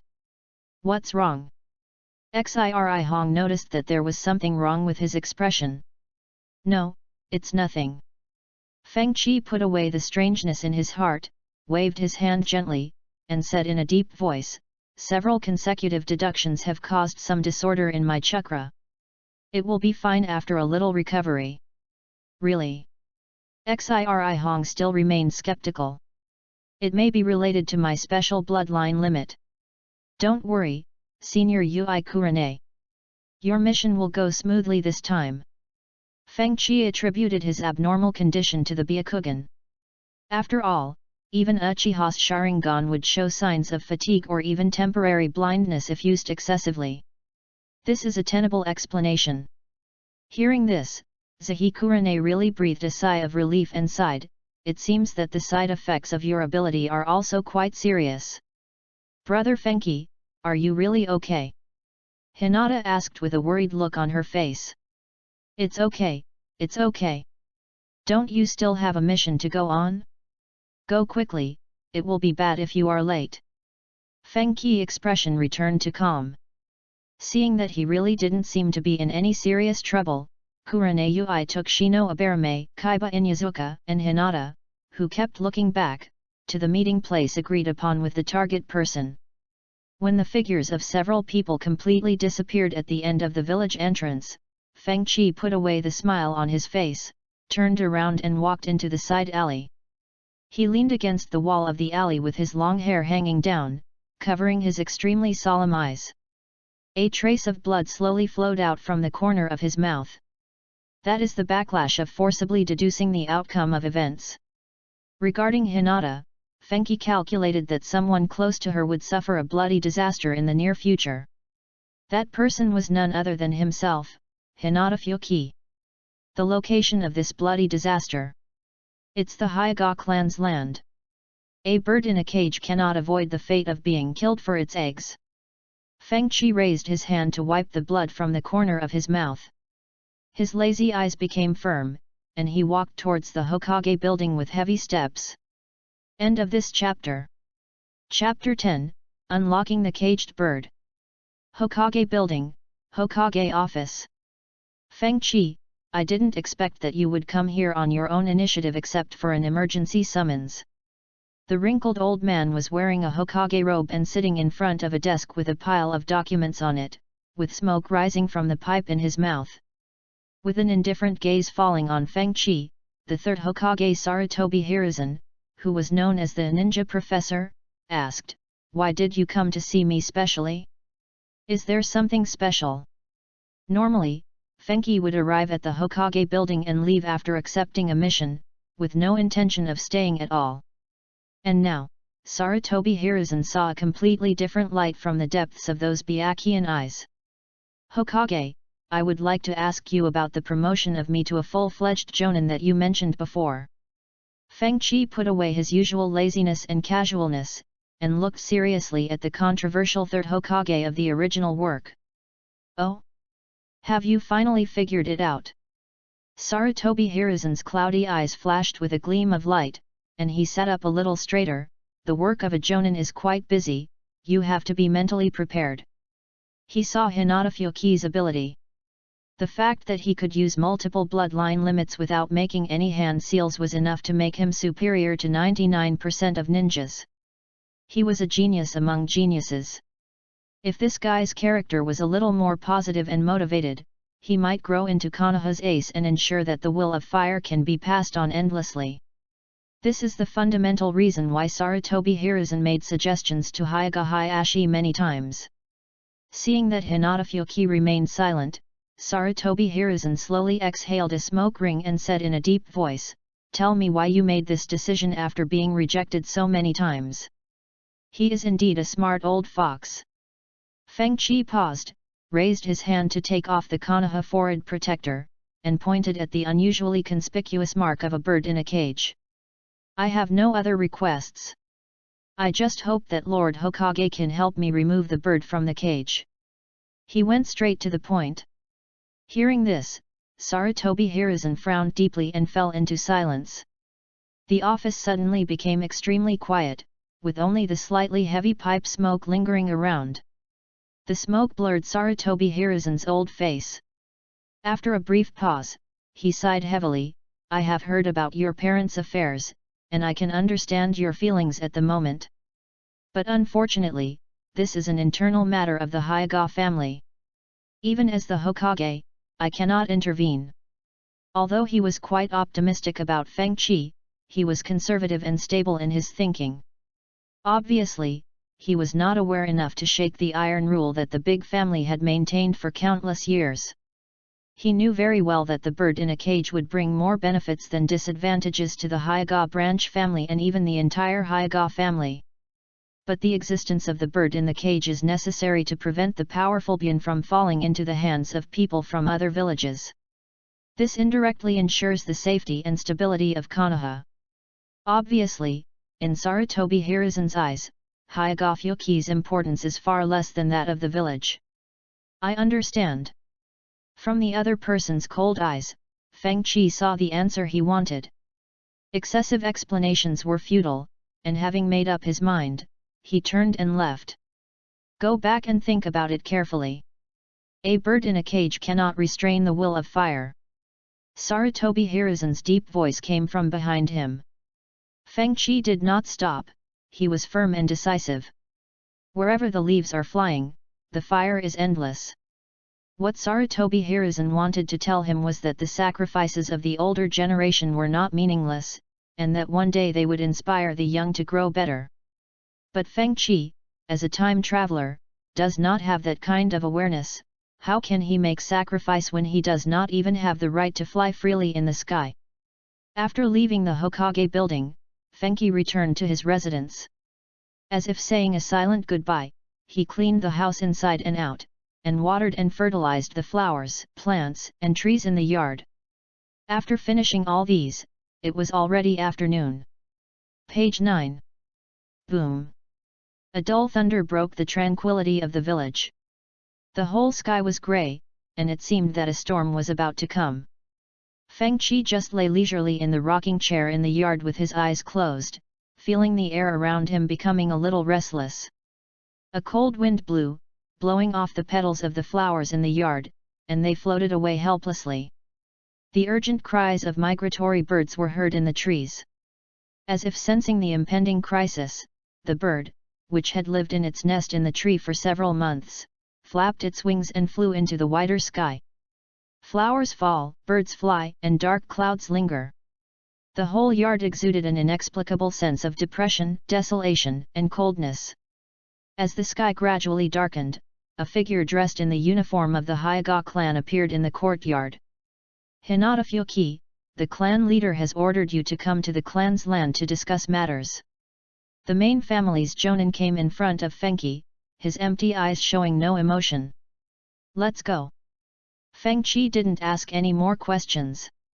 He dusted himself off and stood up calmly. This kind of cooperation, which seemed to be expected, made the main family's Jonin frown slightly. "This meeting is very important. Leave as soon as possible without delay." After leaving these words, he immediately turned into a wisp of white smoke and disappeared on the spot. Fenghi took off the Konoha forehead guard and tied it casually around his arm. The caged bird mark on the forehead is clearly visible. Looking back at the yard, Feng Qi gently closed and locked the door, then walked towards the Hyuga clan's land. At this moment, I suddenly felt a cold touch on my forehead. Those were the cold raindrops falling from the sky. Hwa hwa hwa. A muffled thunder resounded through the sky, and heavy rain followed. Hazy mist soon enveloped the entire Konoha village. The villagers who were in a hurry to take shelter from the rain were in a panic and ran quickly to find a place to hide from the rain.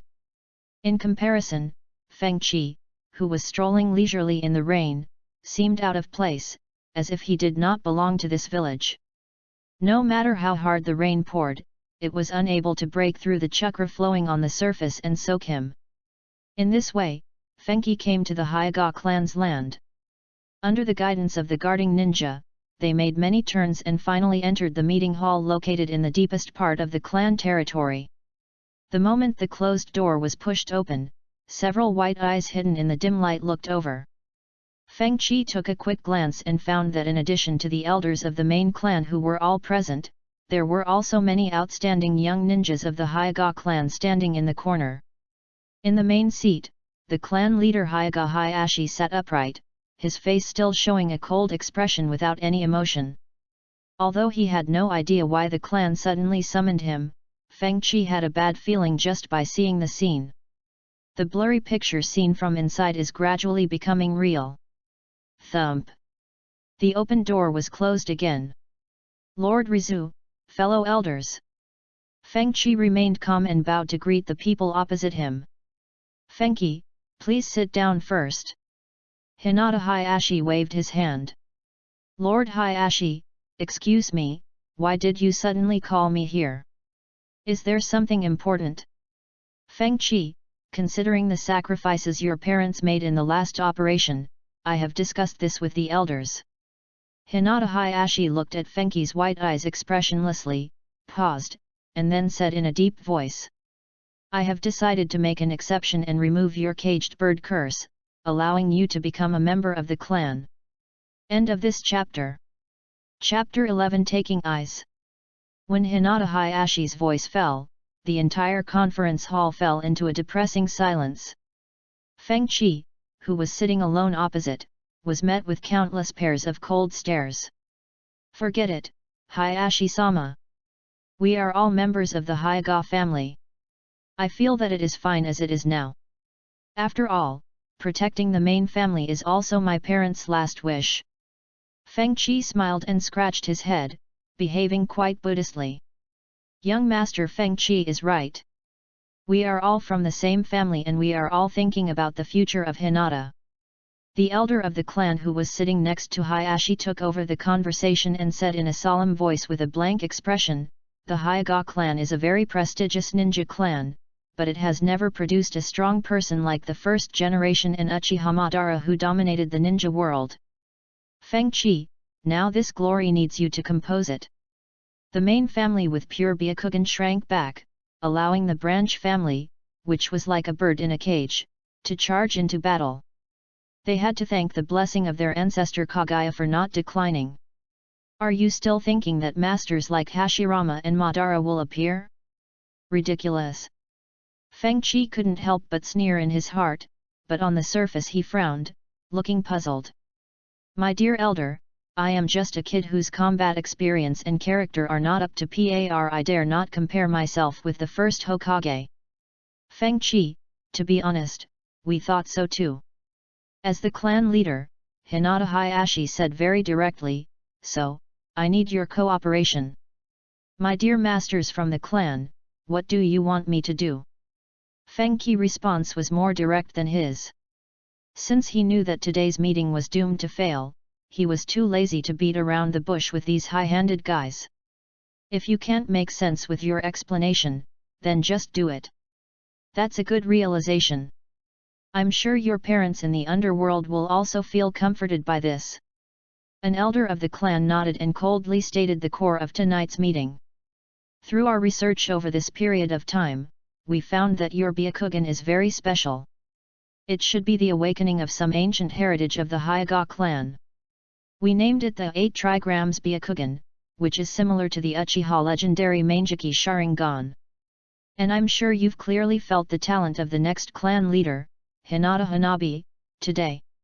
If we can combine the two, the Hyuga clan will surely reach the peak period that surpasses history.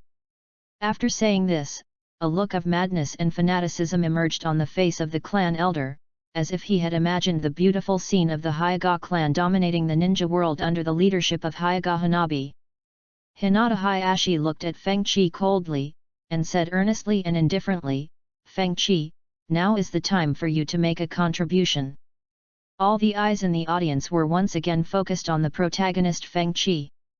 FENGHOU silently stroked the teacup in front of him, and said without raising his head, in other words, "The Zone family needs my eyes, right?" At this point, he finally figured out the purpose of these clan elders. It sounds even more beautiful and more righteous than Uzumaki Naruto's Kodoten mouth. To put it bluntly, isn't it just that he is staring at his unique pair of Byakugan eyes? If they knew that FENGHOU was his own ability and that the role of eyes only played a supporting role, I wonder what expressions they would have? Of course, FENGHOU naturally couldn't explain it to this group of old guys. FENGHOU is his biggest secret, which must not be exposed, otherwise he would not intentionally lead the outside world to roll their eyes at it. Moreover, judging by the attitude of the Hyuga clan, they are determined to obtain FENGHOU, so it is useless to say anything. If I find I can't get what I want by digging out his eyes today, I can draw his blood, peel off his skin, and take his bones tomorrow. To the Hyuga clan, the caged bird is just a resource. That's right. This is the only way for the Hyuga clan to become strong. Hyuga Hayashi did not deny this fact. Seeing that FENGHOU looked a little strange, he continued according to the plan he had discussed with the elders, "But don't worry, considering that digging out the white eye will trigger the curse, it will threaten your life safety. Before that, I will completely free you from the caged bird restraints, and afterwards I will transplant you a pair of pure white eyes preserved by my family. Then you will become a member of the Hyuga clan and be free to live the life you want." Haha! Hearing the other party's tone full of kindness and grace, FENGHOU couldn't help but sneer. "Considering my life safety? What you are worried about is that the curse you planted to prevent the Byakugan from leaking out will prematurely destroy the gossip Byakugan that you regard as a treasure, right?" The undisguised sarcastic sneer made all the clan elders, including Hyuga Hayashi, frown slightly and look gloomy. "FENGHOU, you have to understand that we have already taken on tremendous pressure by breaking the family's iron rules. This is the best result," Hinata Hayashi said in a muffled voice. "That's really thoughtful. So, should I be grateful for your decision?" FENGHOU asked coldly. "My parents devoted their lives and will to the family without reservation, but they still had to endure the cold sarcasm of the clan. At that time, why didn't they see the deep sense of justice of you old guys?" Having said that, he simply stopped pretending and slammed the teacup in his hand heavily on the table. "You want my eyes? Sorry, I refuse." "You disrespectful little brat, you have no right to refuse," the clan elder shouted. The atmosphere in the entire venue immediately dropped to freezing point. The nerves of all the Hyuga ninjas around were instantly tense, and chakra flowed rapidly in their bodies. Hinata Fuki refused to have his Byakugan transplanted, which was also part of their plan. From the moment he walked into the room, it was destined that this was a demand with no room for negotiation.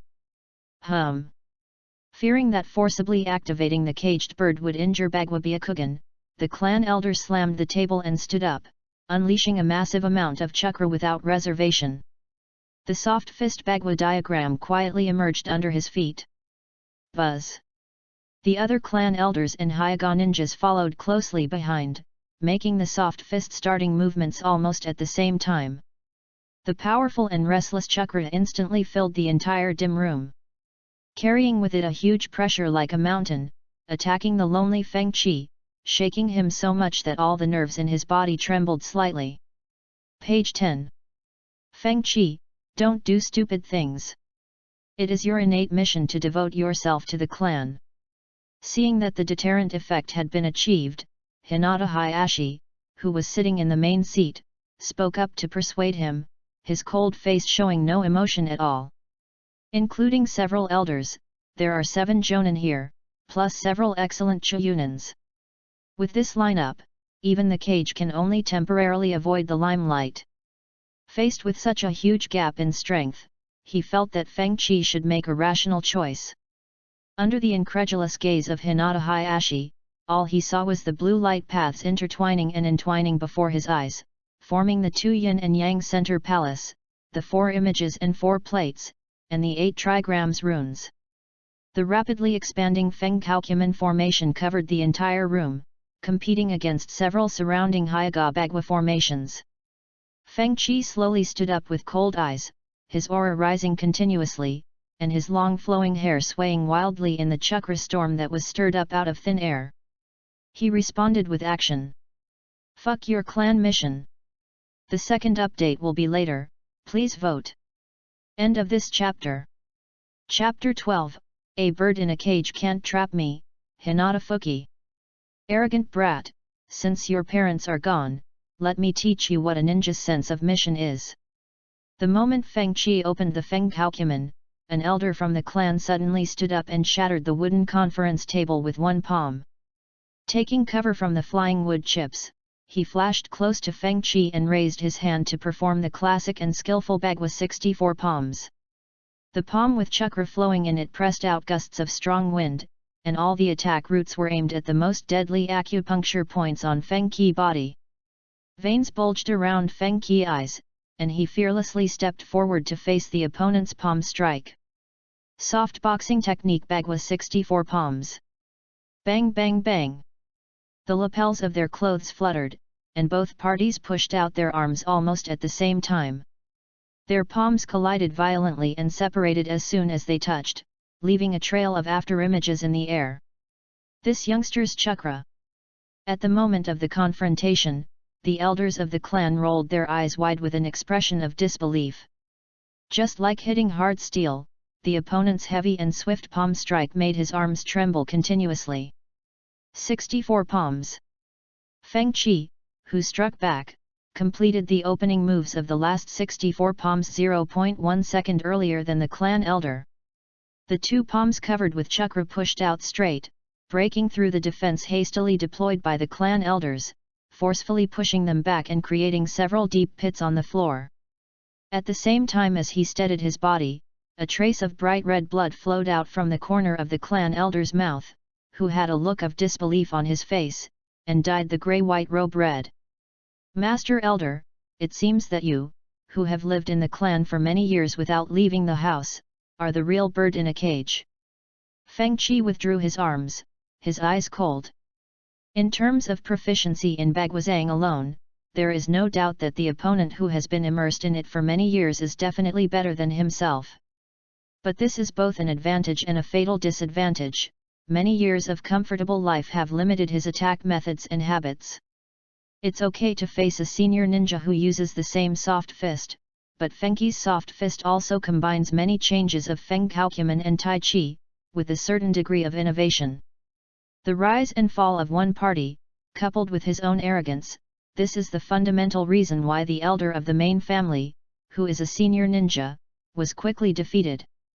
This result was obviously beyond the expectations of everyone present. With this previous experience as a lesson, the other elders of the clan frowned, stood still vigilantly, and did not launch an attack at the first time. It seems like you really want to go down this path till the end, Fengchi. Hinata Hayashi, who was sitting in the main seat, finally moved without any hesitation. As he slowly stood up, the chakra aura in the air became more manic. I have always acted according to my own will, so how can I go down the same path to the end? The FENGHOU under Fengqi feet slowly turned, he raised his eyes and looked at Hinata Hayashi, and said coldly, "Don't be so self-righteous, Hinata Hayashi." It was the first time that a junior called him by his name, and Hinata Hayashi's face quickly turned gloomy. This is an unforgivable crime of disrespect in the Hyuga family, which attaches great importance to etiquette and respect for hierarchy. I hope you won't regret what you did today. The ones who should regret it are you who are so high and mighty and demand things at will. Your thoughts are really dangerous. Hinata Hayashi raised his arm expressionlessly, put a curse seal on his face, and sighed to himself, "So, the bird in the cage has a reason to exist." Judging from Fengqi behavior of repelling the clan elders, his will to resist is stronger than imagined. Rizu, who had personally experienced the power of FENGHOU, knew very well that in this situation, whether using tough means to suppress it or directly launching the caged bird curse, the damage that might be caused to the Bagwabian would actually not make much difference. Under the same risk, instead of letting Fengqi cause trouble in the tribe, it is better to choose the more stable latter. Thinking of this, Hyuga Hayashi didn't think twice and raised his hand to activate the caged bird seal in Fengqi's body. As he injected chakra into the technique, the blue seal on Fengqi's forehead immediately responded and lit up with a creepy blue light. Thick and dense blue veins appeared around it, and Fengqi mental will began to be affected. The piercing pain surged into his heart like a volcanic eruption. But, it's just a curse. Don't be so self-righteous. Fengqi gritted his teeth, stared at the indifferent Hyuga Hitachi and clan elders, and said word by word, "If I want to spread my wings and fly, not even the sky can restrain me. A bird in a cage? Haha, it's just a broken cage. It can't even trap me, Hinata Fuki. Ran, Jin, Taku." As soon as he finished speaking, the FENGHOU under Fengqi feet started to spin rapidly.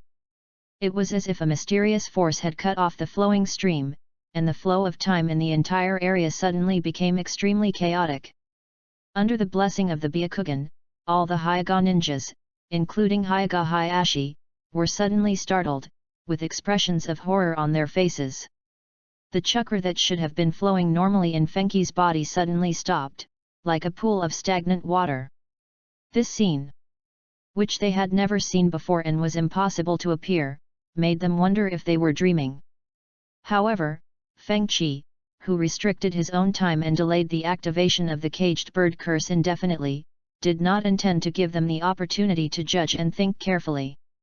Strange bloodshot lines appeared in his blank eyes, and two miniature bagua formations appeared deep in his pupils. Immediately afterwards, the Hyuga ninjas who had opened their Byakugan all clearly saw that some kind of energy in the air, which was different from chakra, was madly rushing into all the acupuncture points on Fengqi's body in a vortex shape. The most intuitive change brought about by this phenomenon is that the special formation diagram that emerged under Fengqi feet expanded in all directions at a speed visible to the naked eye. Soon, the formation exceeded the coverage of the meeting hall and covered nearly half of the clan's land. Realizing that tonight's situation was doomed to end badly, Fengqi finally stopped suppressing his desires. He completely liberated himself, absorbing chi chakra without restraint, and allowing the side effects of FENGHOU to continue to erode his spirit and will. Just as he had decided before, it is better to die in glory than to live in disgrace. At worst, no one will live. As the chi chakra was madly inhaled and exhaled, Fengqi vision gradually fell into darkness. The body of the Hyuga Hayashi clan elder standing before him began to blur and overlap, presenting a grotesque image that was either pitch black and twisted, or had bloodshot eyes, or was covered in black mist. That is the impact of the backlash of the inner scene on the five senses. It is indescribable. True and false are confused, and difficult to distinguish. Next, I will make peace with the clan leader and clan elders. Others who don't like being caged want to leave, and I won't stop them. If you insist on staying, the consequences will be at your own risk. End of this chapter. Chapter 13. The basic attributes corresponding to the 8 trigrams. Qian. It represents the sky, symbolizing the self-improvement and constant initiative of the sky. It is usually associated with concepts such as gold, jade, father, army, and country. Kun. It represents the earth, symbolizing the earth's virtue of carrying all things and its peace, obedience, chastity, and good fortune. It is usually associated with concepts such as cloudy and rainy weather, fields, mother, softness, abdomen, spleen, and stomach. Zhen. It represents thunder, symbolizing the sound of spring thunder and the vibration of the ground. It is usually associated with concepts such as the eldest son, forest, liveliness, and impatience. Suan. It represents wind, symbolizing the wind's pervasiveness and the grass and trees lying flat on the ground. It is usually associated with the eldest daughter, the gallbladder, the thin and long things in the body, roads, bamboo forests, etc. Kan. It represents water, symbolizing the difficulty of managing water and its unpredictable depth. It is usually associated with concepts such as neutron, boatman, thief, doctor, lawyer, etc. Li. It represents fire, symbolizing the brightness of fire and the fact that it will eventually stop burning as the burning substance turns to ashes. It is usually associated with concepts such as middle-aged women, the sun, armor, frivolity, and dryness. Gen. It represents mountains, symbolizing the difficulty of mountaineering and the desire to stop moving forward. It is usually associated with concepts such as few children, clouds, temples, dojos, and tall buildings. Dui. It represents a marsh, symbolizing the marsh's reflection of the sky and its pleasing appearance. It is usually associated with concepts such as swamps, traps, gaps, concubines, and girls. End of this chapter. Chapter 14. I have mastered all changes in this world. Feng Qi walked unsteadily and shook his head. When his consciousness was about to fall into complete madness, he gave a final reminder to the Hyuga ninjas around him. He is not a cruel and bloodthirsty person, but targets all the cold-blooded people who take him for granted as a tool for exploitation. Everyone else has the right to choose to live. Of course, ninjas follow the iron rule of obeying orders. If the Hyuga ninjas present still insist on staying to help the main family dig out their own eyes, then they can only accept their fate.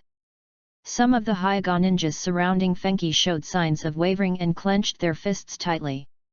Like Feng Qi, they are all members of the branch family who have been cursed with the caged bird mark. When they saw Feng Qi being put on the table by the Zhong family like a lamb to be slaughtered, the grief and indignation in their hearts had already been aroused and was about to burn fiercely. Unfortunately, when the volcano was about to erupt completely, the caged bird on their foreheads poured a basin of cold water on them. Page 11. Fate is already determined, what's the point of resisting? Gen. Phantom Mist, Mystery. When several people were hesitating and lost, a trembling low shout interrupted their thoughts. I saw Feng Qi on the field moving the direction of the Kimen, and combined with the heavy rain that was falling at this time, a wide range of thick fog was created. In addition to giving others the final choice, this special fog that can block even the white eyes can conceal the status of the clan's land and prevent outsiders from spying. After all, there is not only the Hyuga clan in Konoha village, but also a large number of security guards and Anbu members. Although he doesn't know if he will still be himself after tonight, Feng Qi must ensure that the secret of FENGHOU cannot be leaked. That is his real weak spot. The fog combined with natural heavy rain formed a thick mist with extremely low visibility, covering the entire Hyuga clan land. Covered by the sounds of thunder and rain, the villagers hiding in their houses did not notice the drastic changes in the Hyuga family at all. The sensitive Konoha guard was not aware of the situation and did not dare to barge in rashly, as that was the Hyuga clan's territory. They could only report the news back to the Hokage building. Upon learning the news, Sarutobi Hiruzen stood in front of the window, his eyes passing through the rain, looking in the direction of the Hyuga main family. "Rizu, did you finally take action against that kid Fenghou? That's why he came over specially to ask me to untie the bird from the cage." Recalling Hinata Fuki's unusual behavior and request in the morning, Sarutobi Hiruzen sighed dimly. It's a pity that this excellent insight as a ninja was wasted. Although he was very optimistic about Fenghou, a young man with extraordinary talent, Fenghou was a member of the Hyuga clan after all, and he, as the Hokage, had no right to interfere. Even if there is, the cautious Sarutobi Hiruzen would not intervene forcibly, as that would cause unpredictable turmoil. As for Hyuga Fukai, will he destroy the powerful Hyuga family? Sarutobi Hiruzen had no such concerns at all. Putting aside whether Hinata Fuki can fight against the entire main family alone, the caged bird curse alone will completely determine his fate and ending. This is a fact that no one in the Hyuga branch family can change. Thinking of this, Sarutobi Hiruzen withdrew his gaze, turned his eyes slightly and glanced behind him. Slow footsteps came closer and closer, and a gloomy man with bandages on his head and right eye approached. "I heard about the news about the Hyuga clan. This is a very dangerous signal." Shimura Danzo came straight to the point. "Aren't you going to stop it? This is an internal matter of the Hyuga clan. We have no right to interfere," Sarutobi Hiruzen said without turning his head. "Those eyes are too special.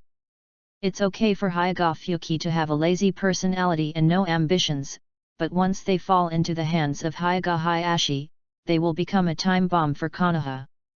Shimura Danzo's eyes flashed with a cold light, and he said in a cold voice, "Even if using tough measures will worsen our relationship with the Hyuga clan, we can't just sit there and do nothing." Similar to Sarutobi Hiruzen's idea, Danzo did not think that Hyuga Fuki could destroy the Hyuga main family. What he was worried about was the impact and threat brought about by the inevitable transplant of special white eyes. Stability is the top priority for the village. That's why it is even more necessary to intervene. Danzo's tone was quite firm. Sarutobi Hiruzen slowly turned around and looked into Danzo's eyes. After a few seconds of silence, he slowly spoke, "Danzo, I am the Hokage." This short and simple sentence left the emotionally excited Danzo speechless, and he could only stare at the other person with furious eyes. "You'll regret this, Hiruzen." Eventually Danzo was defeated and walked to the door angrily. Feeling that this was not a grand occasion, he suddenly stopped and said sinisterly, "If the special Byakugan transplant is successful, I will use my own methods to kill the Hyuga who received the transplant." This time, Sarutobi Hiruzen had a cold expression, put his hands behind his back, remained silent and said nothing. Boom! Knowing that he would have to bear the darkness again, Danzo Shimura slammed the door and walked out. Sungei Tribe. As the thick mist covered all the surrounding scenes, the branch family ninja who had been shaken in his heart was silent for a short time, and finally turned around quietly and disappeared into the depths of the mist. They were tortured like caged birds, but in the face of the Hyuga branch and the iron rules of ninja, they chose to follow their own hearts. This was the only silent resistance they could offer, even though in their opinion, Hinata Fuki was destined to lose in this incident. Of course, there are also guys who have been deeply brainwashed and stand there with hostility and fierce expressions, and they are willing to sacrifice their lives for the clan. The opportunity was fleeting. Even if these people came to their senses and chose to stand on Fenghi's side, it would be too late for them to leave because Fengchi has gone crazy.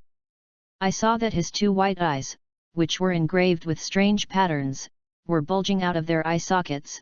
His left eye was facing up and his right eye was facing down, and they were shaking slightly, giving him a very strange and distorted expression.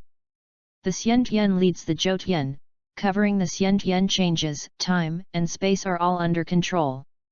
Is this the power gained by completely liberating myself? I'm so strong. Feng Qi stopped his unsteady steps, with materialized Qi chakra steaming from his whole body. After muttering to himself, he opened his arms, looked up to the sky and burst into laughter that could rival that of the Uchiha. Ah ha ha ha ha! I did it! I did it! I have mastered all the changes in this world. My Kimento will eventually cover the universe and I will become the king. Such a crazy look formed a sharp contrast with his previous casual and lazy attitude. From nowhere, a terrifying chill swept through the entire place. A bird in a cage that doesn't work, a fog that's hard to see through even with the Byakugan, a special chakra that's never been seen before. Hinata Hayashi, who was closest to him, had an expression that became extremely solemn. Looking at Feng Qi, who looked like a ghost, for some reason, the night of the Uchiha clan extermination a few years ago suddenly appeared in front of his eyes. The strong feeling of uneasiness that kept rising in his heart made the high-ranking clan patriarch breathe rapidly. And a few drops of cold sweat oozed out of his smooth forehead. Everyone, come together, we can't let him continue like this. Yes. Following Hyaga Hayashi's order, all the Hyaga ninjas around him instantly turned into afterimages, raised their chakra-soft fists and rushed straight towards Fenghi. Feng Qi stood still, his eyeballs swaying slightly. He had no intention of avoiding the attack, and just slowly raised his finger. How dare an ugly monster disrespect the king? Kun character, Tuheshe. Boom boom boom. Feng Qi waved his arm lightly, and the ground in the meeting hall rumbled and cracked into countless gullies. Several long earth carts that were several times larger than the ones used in the previous sparring with Hyaga Hayashi suddenly appeared, knocking the first wave of Hyaga ninjas rushing over away and violently crashing in all directions. Several senior ninjas including Hyaga Hayashi reacted quickly, and while moving around, they pushed their palms forward one after another, dissolving the terrifying Kun attack. However, the weaker Chunins did not have it so easy and suffered varying degrees of trauma. Some who were slow to react were crushed into meat patties by Feng Qi earth truck on the spot, and pressed into the flying debris of the house. Boom! The long earth truck continued to move with unabated force, smashing the entire meeting hall into pieces, causing it to collapse with a loud bang. The cold raindrops fell on everyone's face, covering up the billowing smoke and dust raised by the collapsed buildings, but it could not suppress the increasingly tense and solemn atmosphere in the air. End of this chapter. Chapter 15. Do you want to dance too? The outskirts of the clan's land. Countless Hyaga clan ninjas gathered here.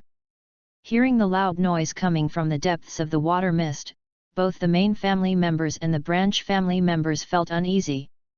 Since this Byakugan transplant operation was not a very glorious undertaking, long before the plan started, Hayashi Hinata ordered that no one was allowed to enter without permission. Therefore, even though they had many questions in their hearts, these ninjas did not dare to easily step into the source of the water mist that even the Byakugan could not see through.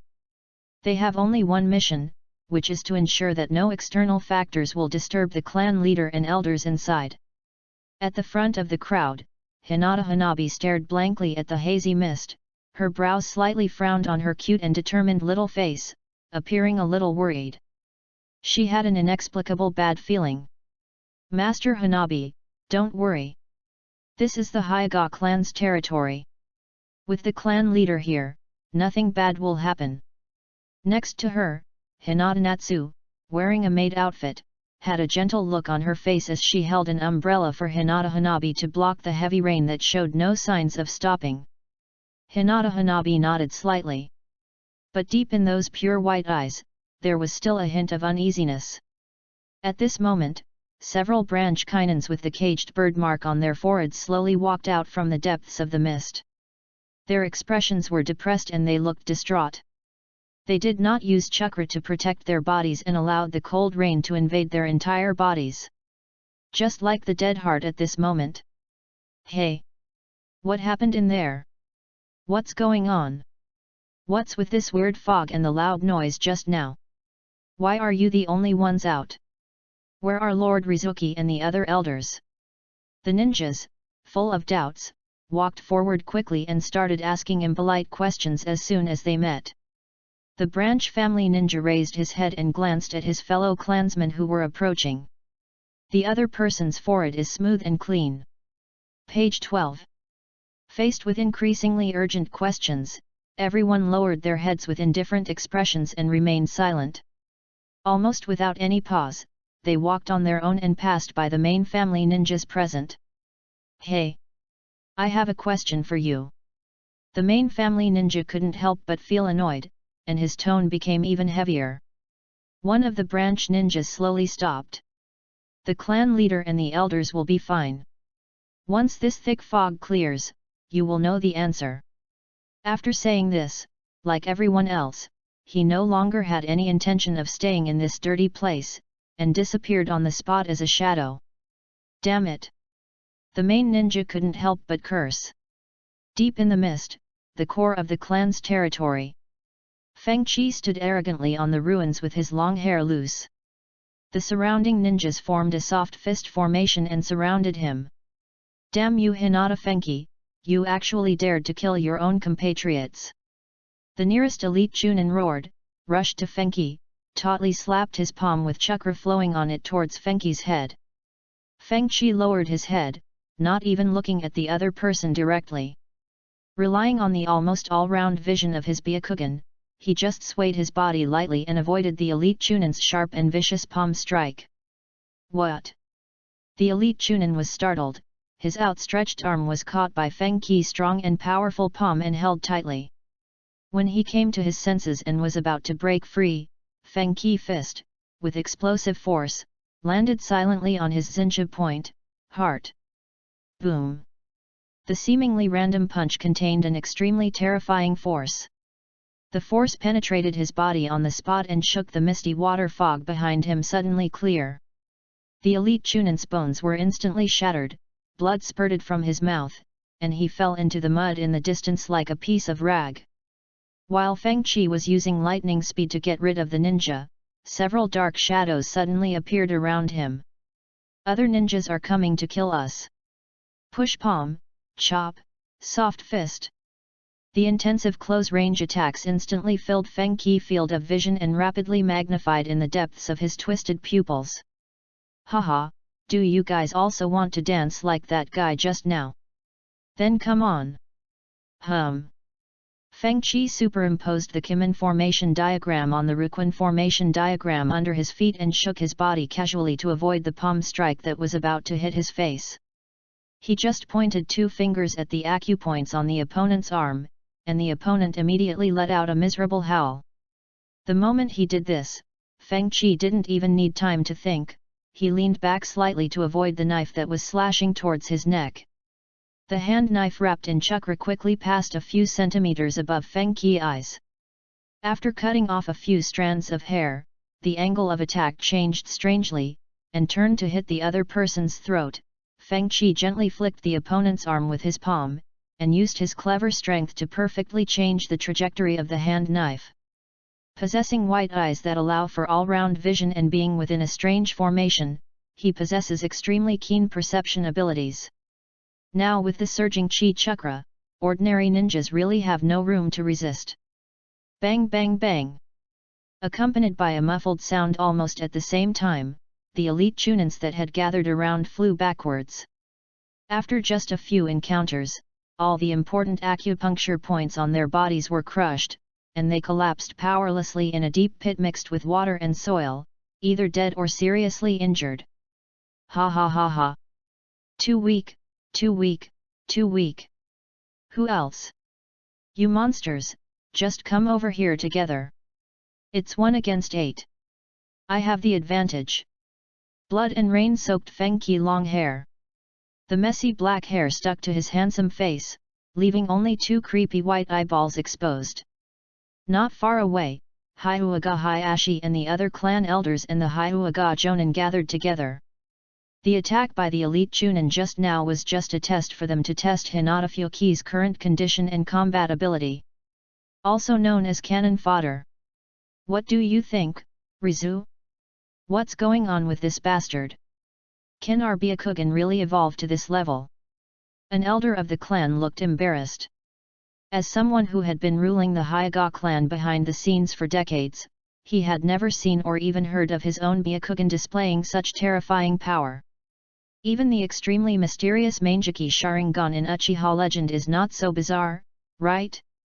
I'm not sure, but one thing is clear, the possibility of us getting it without damaging the special white eyes is very slim. Hinata Hayashi stared closely at Fenghou, who had changed his personality, with an extremely solemn expression. If I had known earlier, I should have taken out his eyes and preserved them when this kid was still young. An elder of the clan gritted his teeth. 8-1, there's no way we can lose. Hinata Hayashi took a deep breath and said, I will make a feint attack later, and you guys look for an opportunity. Not good, disperse now. Before he could explain the next battle plan, Feng Qi on the opposite side had already attacked. Hehe, since you ugly monsters from the clan won't move, I'll have no choice but to take the initiative and attack. Feng Qi's tone was casual and strange while he was running fast. Suddenly, he changed the subject and shouted, Kin, the water dragon is violent. Boom boom boom. The Kimin turned, and 8 rushing fountains turned into water dragons that roared towards the sky, breaking through the ground and roaring out under the feet of Hinata Hayashi and others. Newbie, please read, comment and vote. End of this chapter. Chapter 16 Patriarch, Save Me. With the advance warning from Hyuga Hayashi, most of the Jonin quickly jumped away and barely avoided being swallowed by the water dragon. However, one of the clan elders accidentally got caught by the water dragon and was pierced through by it, trapping him in a cage of turbulent water. Bagwazang Huishan. After all, he was a senior ninja, and the elder of the main clan responded quickly.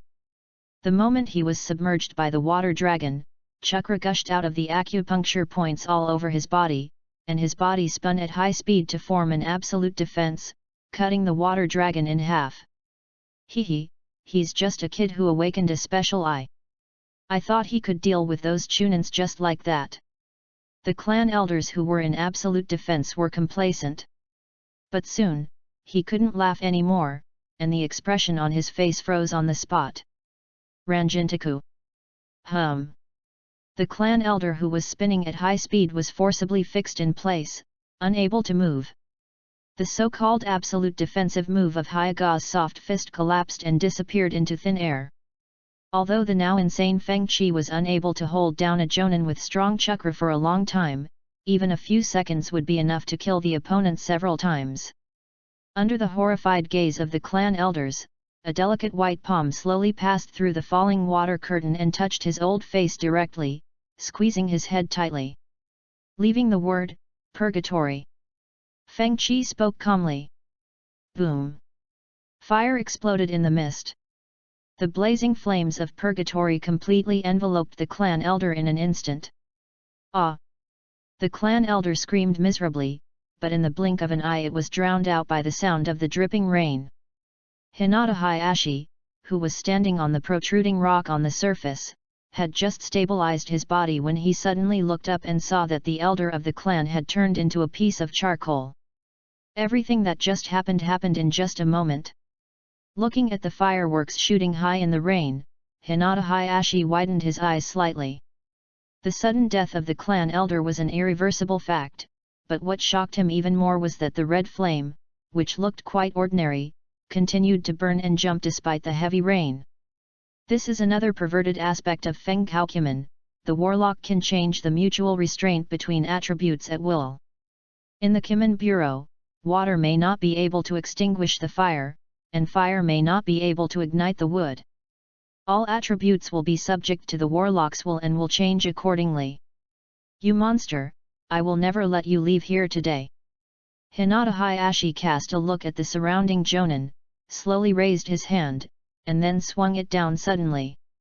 The Jonin immediately understood the clan leader's intention and acted very quickly, besieging Fenghou from different directions. As the elites of the Hyuga family, they naturally knew how to target the Byakugan's full perspective and deliberately keep a fairly even distance between themselves, advancing and retreating together. In this case, even if Feng Qi noticed their location, he would not be able to deal with more than a dozen hands at the same time. Strictly speaking, there is a way, which is to use a higher intensity katan to withstand all attacks. So, Hyuga Hayashi stood still and was frantically infusing chakra into his arms. As long as Feng Qi dares to use Hushin, he will use that fleeting opportunity to unleash the deadly Bagwakongpi Palm and completely end the war. That's right, in the eyes of Hyuga Hayashi, this is already a war between the Hyuga clan and the foreign enemies. The insane Hinata Fuki is far more dangerous than he imagined, and he must be eliminated here. At the same time, the pair of eyes that can create all kinds of miracles and visions must also be obtained. It was really ironic to say that Feng Qi's fierce resistance had instead wiped out the last bit of worry and apology in his heart, allowing him to more easily gain the special eye roll. Page 13. Unfortunately, things did not develop as the Hyuga clan leader had hoped. In the world of ninja, strength is not the only factor that determines the outcome of a battle. The restraint between attributes, the level of Btianzui, the advance acquisition of intelligence, etc. are all very critical. At this moment, Hyuga Hayashi was stuck in the quagmire of lack of intelligence. From his perspective, Hoshin is indeed the best solution to the situation, but... Thunder! Feng Qi, whose entire route of movement was blocked by the soft fist of the Hyuga Jonin, clenched his fists and lightning flashed around him. With himself as the center, he drew the chi chakra to erupt from all the acupuncture points, forming indiscriminate violent thunder that swept in all directions. Zi la zi la. The Hyuga ninjas were all so frightened by the sudden lightning that their faces changed drastically. They stomped on the ground and quickly moved away, expanding their chakra on the surface of their bodies, barely avoiding or resisting the aftermath of the raging thunder. For them who often stay in their tribe and never go out, such performance is truly commendable. The main reason was the sudden death of the clan elders, which triggered the tension that had been dormant in their bodies for many years.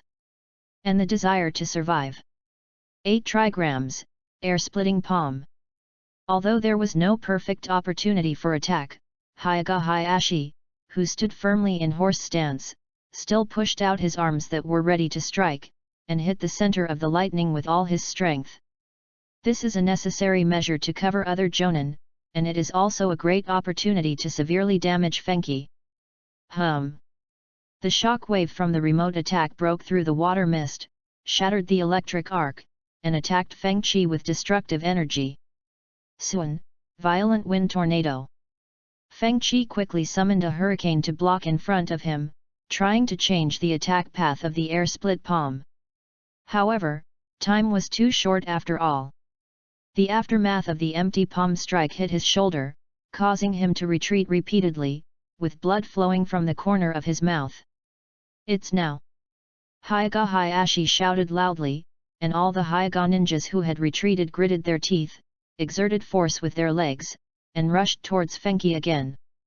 Haha, monsters can also run like ninjas. In Feng Qi vision, these ninjas were just a bunch of strange-looking black creatures. He let the blood continue to flow from the corners of his mouth. Don't move, stop. Dui means deep pond and swamp. Whoosh whoosh. With Feng Qi as the center, the surrounding hard and solid surface quickly softened, layer by layer, turning into a sticky and wet swamp.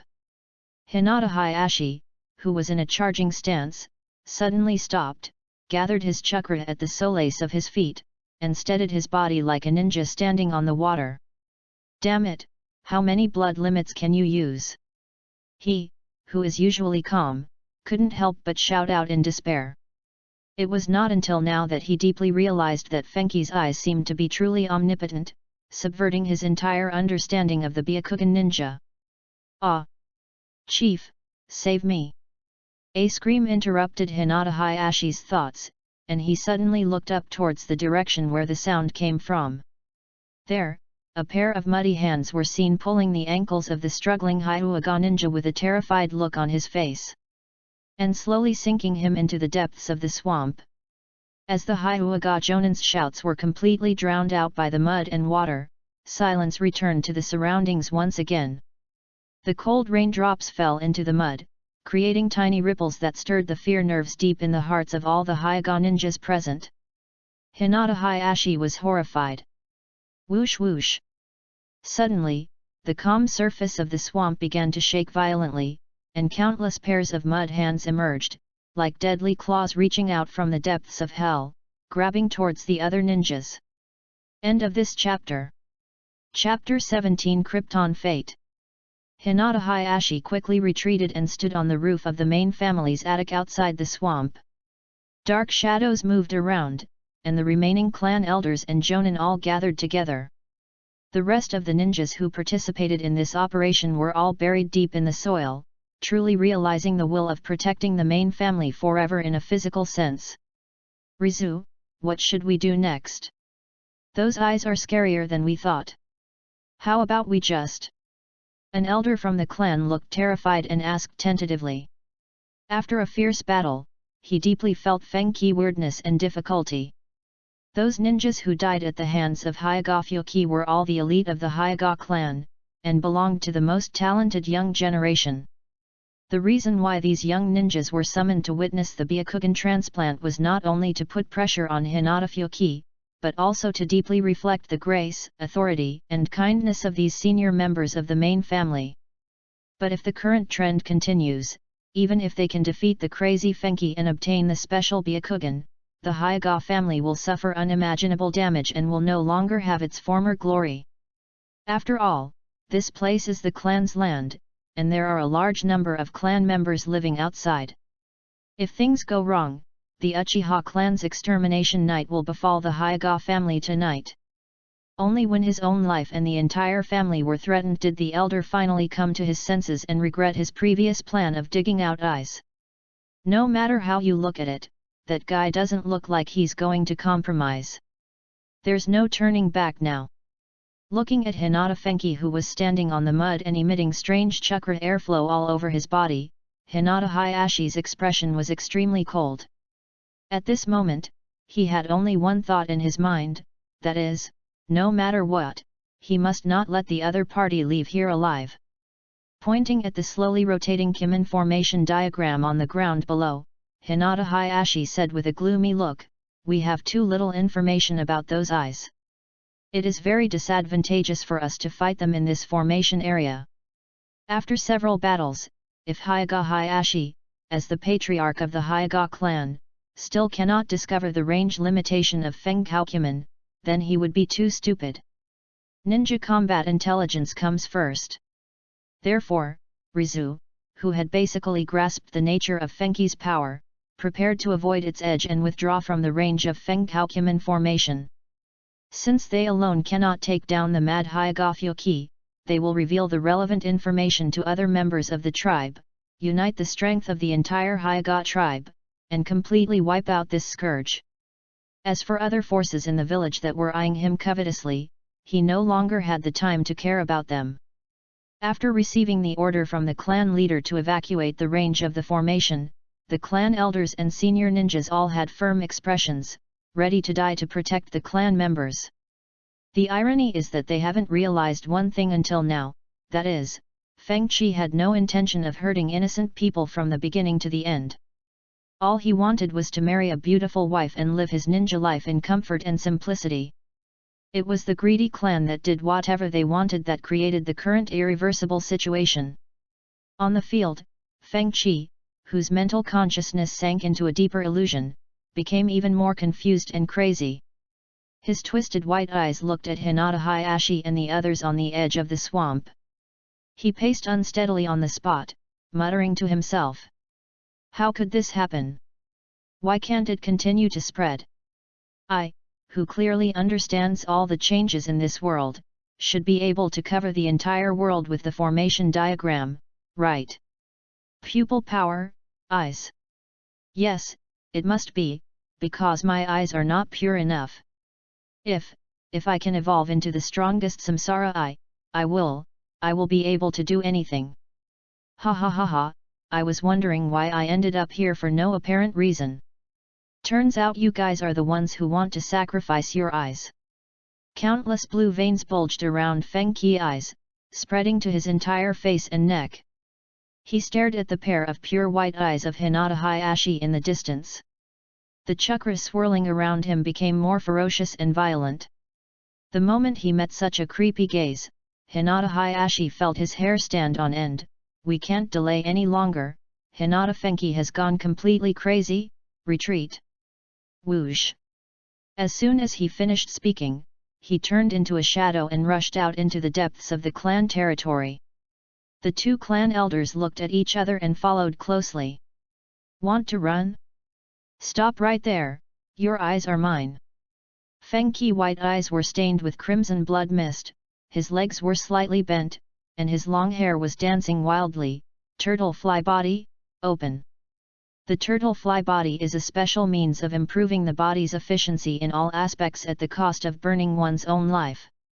Strictly speaking, this technique, which is similar to the 8 Gates ninjutsu, is not actually an ability of FENGHOU. But ever since traveling through time and space and becoming a member of the Hyuga branch family branded as a caged bird, FENGHOU has always remained vigilant and cautious, working hard to improve his life-saving methods. With his in-depth understanding and practice of FENGHOU, he learned the life-saving technique of turtle fly body, just to deal with situations like tonight. Boom! FENGHOU, who activated his turtle fly body, was like a human cannonball, locking onto Hinata Hayashi who was running wildly. Swear to protect the clan leader to the death. Upon seeing this, the remaining jonin immediately raised their own conditions to the extreme, and rushed towards FENGHOU who was ready to attack, shouting and ready to fight to the death. There is even a member of the branch family among them. Putting other aspects aside, the Hyuga clan did indeed train them very well. A white eye of slightly lower purity? Haha, it's not bad. The irrational FENGHOU obviously wouldn't care so much. Since someone offered it to him, he would accept it. Soon, the tree world is coming. Buzz! Thick tree roots rose from the ground, tearing apart all the buildings within range, and the entire area rumbled. Soft fist technique, Bagua palm to restore heaven. The senior ninjas shouted in unison, trying their best to break through the tree root barrier and fight with the crazy FENGHOU. Page 14. The violent fist wind dispersed the surrounding water mist, revealing the ruins all over the ground. The splattered blood dyed the core of the tribe's land, which was mixed with rain and mud, red. Faced with FENGHOU in a state of burning life, the jonins were defeated faster than they had imagined. After just a few encounters, their meridians and bones were broken apart. They lay quietly in the ruins, their life force completely cut off. Deep in the dark and empty eye sockets, the white eyes had lost their original luster. After absorbing the pupil power of these people, FENGHOU, who was surrounded by blood mist, became extremely excited. With a slight movement of his mind, he quickly locked onto Hyuga Hayashi and the other two who had not yet left the range of the formation. Haha, it's your turn next. Gen means the dragon swims on the earth. Whoosh! He just jumped towards the ground beside him, like a fish entering the sea, and disappeared on the spot with a splash. End of this chapter. Chapter 18, Hinata Hayashi, Death. The Hyuga clan's land, with buildings standing in a crisscross pattern. Hinata and the two elders quickly flew across the roof, leaving a trail of afterimages. Affected by the thick mist around them, their progress was much slower than usual. Fortunately, this is our own territory, so we won't get lost and find the way. Damn that Hinata FENGHOU! After he passes on the information, I will definitely grind him to dust. The clan elder looked back at the turbid fog behind him, and his heart couldn't stop bleeding when he thought that those who stayed there to block the road were the backbone of the clan. Even the powerful Hyuga clan could hardly bear such a tragic price. Elder, what on earth is going on with those eyes? There is absolutely no relevant record in the stone tablet passed down by our family. What Hinata Hayashi was more concerned about was Fenki's gossipy glares. It's really wrong. That eye power even surpasses the Uchiha's top-level Sharingan. I didn't expect that our Byakugan would have this kind of evolutionary path. Another elder of the clan also had an unpleasant expression on his face. Could it be because his parents died? That doesn't make sense. Why didn't this kind of change happen to Hyaganiji? It is natural for the branch family to sacrifice themselves for the main family, so when he said this, there was no emotion in his tone at all. Indifferent and calm. Even you don't know. Looking at the many chakras that were vaguely visible in the Byakugan's vision, Hyaga Hayashi frowned. It seems that we can only catch him and then interrogate him slowly.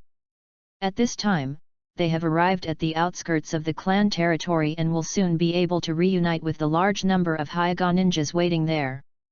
However, just as Hinata Hayashi was silently thinking about his next course of action, with the 360-degree field of view of his Byakugan, he quickly caught a glimpse of the word death clearly visible on the ground. Wait! Why is that guy's formation still extending and expanding? Hinata Hayashi remembered very clearly that they had just passed through the word death and reached the edge of Hinata Fuki's formation a few seconds ago. Why haven't they run out yet? No. That's not right. The range of the formation remains unchanged, but moving fast. Hinata Hayashi's expression changed drastically and he exclaimed in surprise. Almost at the same time, the quaint wooden building in front exploded from the bottom. The sudden movement cut off the path of Hinata Hayashi and the other two. In an instant, mud and water splashed everywhere. A black shadow appeared in the flying and messy wood chips, and slowly opened its scarlet eyes. Feng Qi was wearing a tattered gown covered in blood and dirt, his long hair was disheveled, and he looked like a madman. The corners of his mouth slightly raised, and he smiled at Hinata Hayashi who suddenly stopped. He found it. How could it be so fast? How could it be so fast? Hinata Fuki! You are a complete monster. What have you done to the others? The elder of the clan shouted in horror and anger. Although he had guessed the ending, he was unwilling to believe from the bottom of his heart that Feng Qi could kill all the Jonin in such a short time. If this is the case, doesn't it mean that he will also be in danger of his life and be killed here by the other party? You mean those ugly monsters? They. Feng Qi first lowered his head deeply, then raised it suddenly and laughed wildly. They have become the fertilizer that nourishes this land, and they have carried out the will of fire to the end. He. His words completely shattered the last glimmer of hope in the clan elders' hearts. You monster! You called me here so that I could offer you my eyes. Now, give them all to me. Feng Qi, who was still giggling foolishly the previous second, suddenly had an extremely ferocious and violent look in the next second. Kun character, the earth and river carts dance wildly. Boom boom boom. Countless real dump trucks rushed out from the ground and roared towards Hinata Hayashi and the other two. The two elders of the clan who had seen this move before looked at each other, reached a consensus immediately, and flashed to block the left and right sides of Hinata Hayashi. Back to the days. The two of them released all their chakra at the same time, forcibly tearing a gap in the encirclement of the earth dragon. Hizuki, go! The world of ninjas does not have so many passionate ties, but rather a cold and ruthless focus on profit. Hinata Hayashi was this type of ninja. Even before the elders of the main clan spoke, he bent his body slightly and rushed quickly towards the opened dirt passage. However, just after taking 2 steps, he was fixed in place by an unknown force. Ranjintaku. With his eyes only on Feng Qi who had become even stronger, it was natural that he would not let this piece of fat meat go easily. Monster! Your opponent is us. The two elders of the clan vowed to protect him at all costs, rushed to Feng Qi, raised their hands and performed the Bagua 128 palms, which surpassed the 64 palms. Faced with this desperate interception, Fengchi had to untie the random gold ring on Hinata Hayashi's body and raised his arms to engage in a fierce physical confrontation with the two elders. Bang bang bang! The wind was blowing vigorously, and every palm strike was deadly, shattering everything around. In the desperate fight, the crazy Fengchi, who was in the turtle-fly state, had his left arm broken, and many acupuncture points on his body were blocked. Blood gushed out, dyeing his entire body red. The long-term waste of chi chakra has pushed his body to the limit, like a porcelain bowl about to break. However, in contrast, the heads of the two clan elders were violently smashed and they died on the spot. At this point, all the powerful elders in the Hyuga clan were completely wiped out. Haha, there's one more. The mentally ill Fenghi didn't pay any attention to his worsening injuries. He stared through the heavy mist at Hyuga Hayashi, who had already reunited with the other Hyuga ninjas. Xia! Hurry up and take Hanabi, madam, and the non-combatants away from here and seek shelter from the Hokage. All clan members above the level of Chunin must gather their strength and prepare to fight the sinful Hyuga Fuki. Leave the clan and seek protection from the Hokage? Is Hinata Fuki guilty of a serious crime? All the Hyuga clan members present were somewhat at a loss as to what to do with Hyuga Hayashi's sudden shouting. Fortunately, Hyuga Xia and other ninjas were of strong character and immediately chose to obey the order and leave with the non-combatants. However, before the nervous-looking Hinata Hayashi could reveal any information about Fenghi to other ninjas, behind him, a pitch-black spiral black hole quietly emerged. Being inside the FENGHOU formation, Fengchi can master not only the power of the 5 elements and the 8 trigrams and the Jin Tuo that can stop time, but also the 8 gates transportation that can disrupt space. Just like that, in great fear, the unprepared Hinata Hayashi was dragged into the black vortex and appeared in front of Fenghi, who was slowly walking out from the depths of the mist. Puff! In front of all the Hyuga clan members, a sharp palm knife pierced Hyuga Hayashi's heart from behind, causing bright red blood to splatter all over the ground. Hyuga Rizutsu died. End of this chapter. Chapter Regaining Myself. A little earlier in time. At the entrance of Konoha village, under the leadership of Kurane Ui, Team 8 successfully completed the escort mission. Thunder roared, and a curtain of rain poured down from the dark sky, hitting the Konoha gate with a crackling sound. The rain flowed down the eaves and walls, washing away the noise and bustle of the ninja village in the past. As if foreshadowing something ominous, the entire street was empty, even the children who usually played and fought in the rain were nowhere to be seen. Hinata held an oil umbrella in her hand and subconsciously looked towards the old tree with intertwined branches at the entrance of the village. She had a very deep impression that once when it was raining heavily, Brother Fenghi was lying there alone. Brother Fenghi, why don't you go home? You'll catch a cold if you lie there. Hinata's face was full of concern at the time. Page 15. Listening to the sound of rain and letting the cool touch flow through your body, your restless heart can find a brief peace.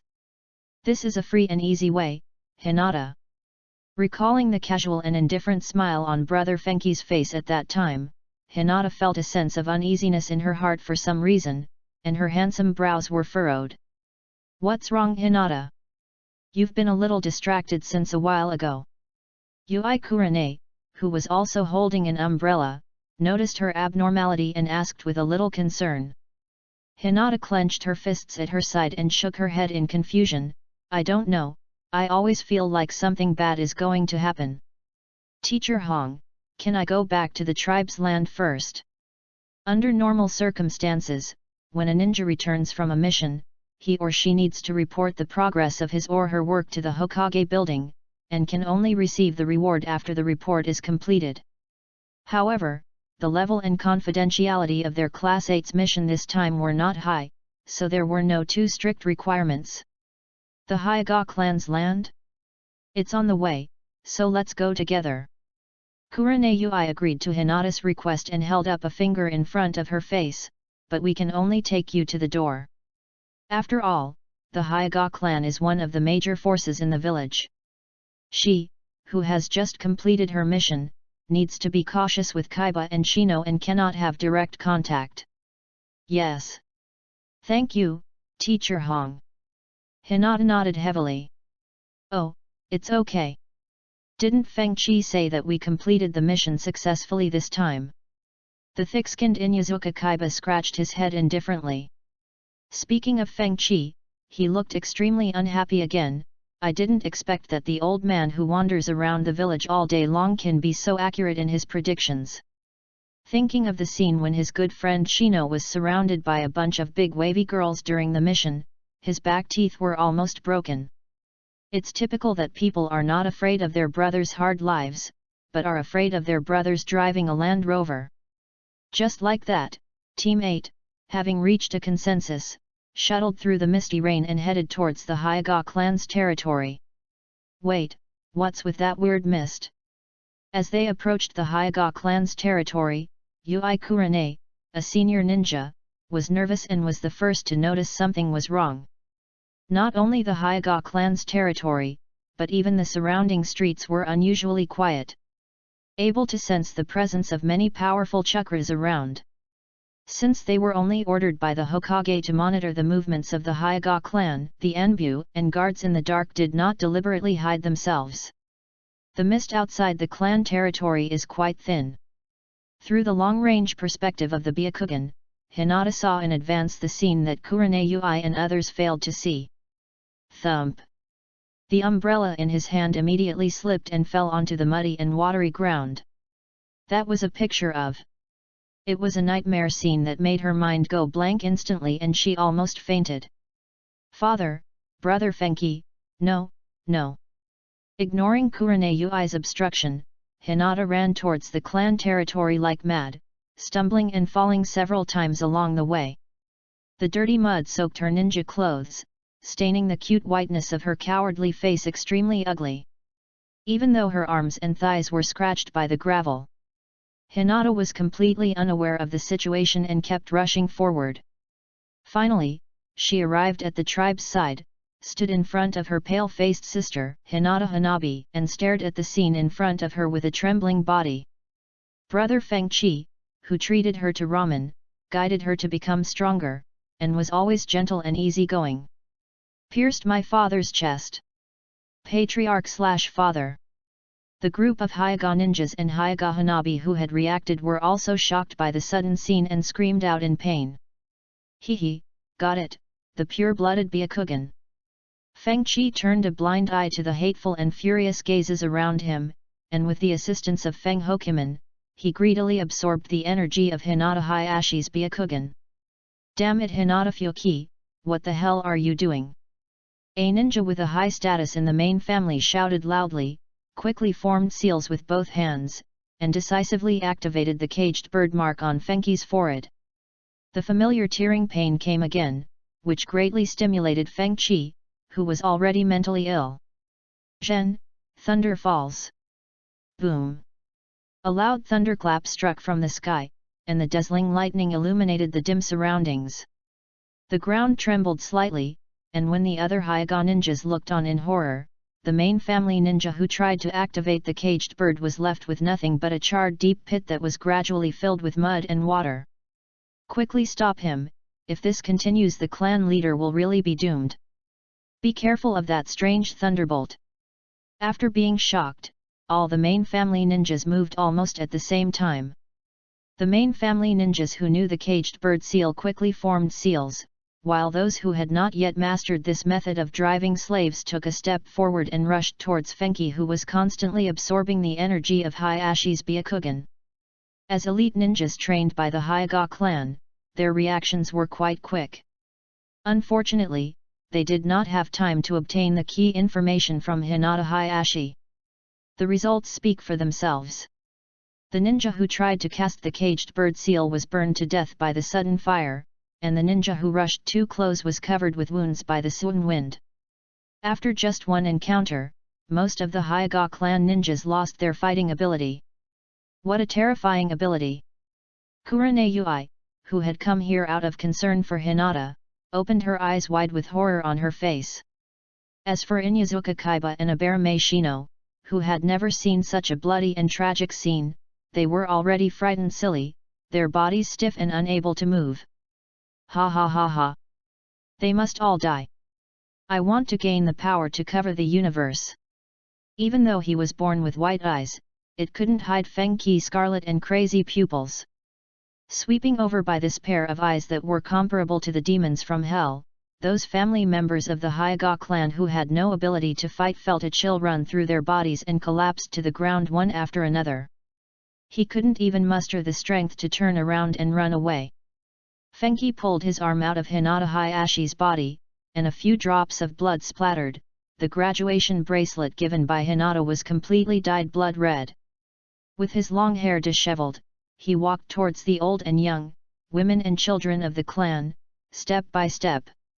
After absorbing Hyuga Hayashi's pupil power, his Byakugan seemed to have been upgraded in some way.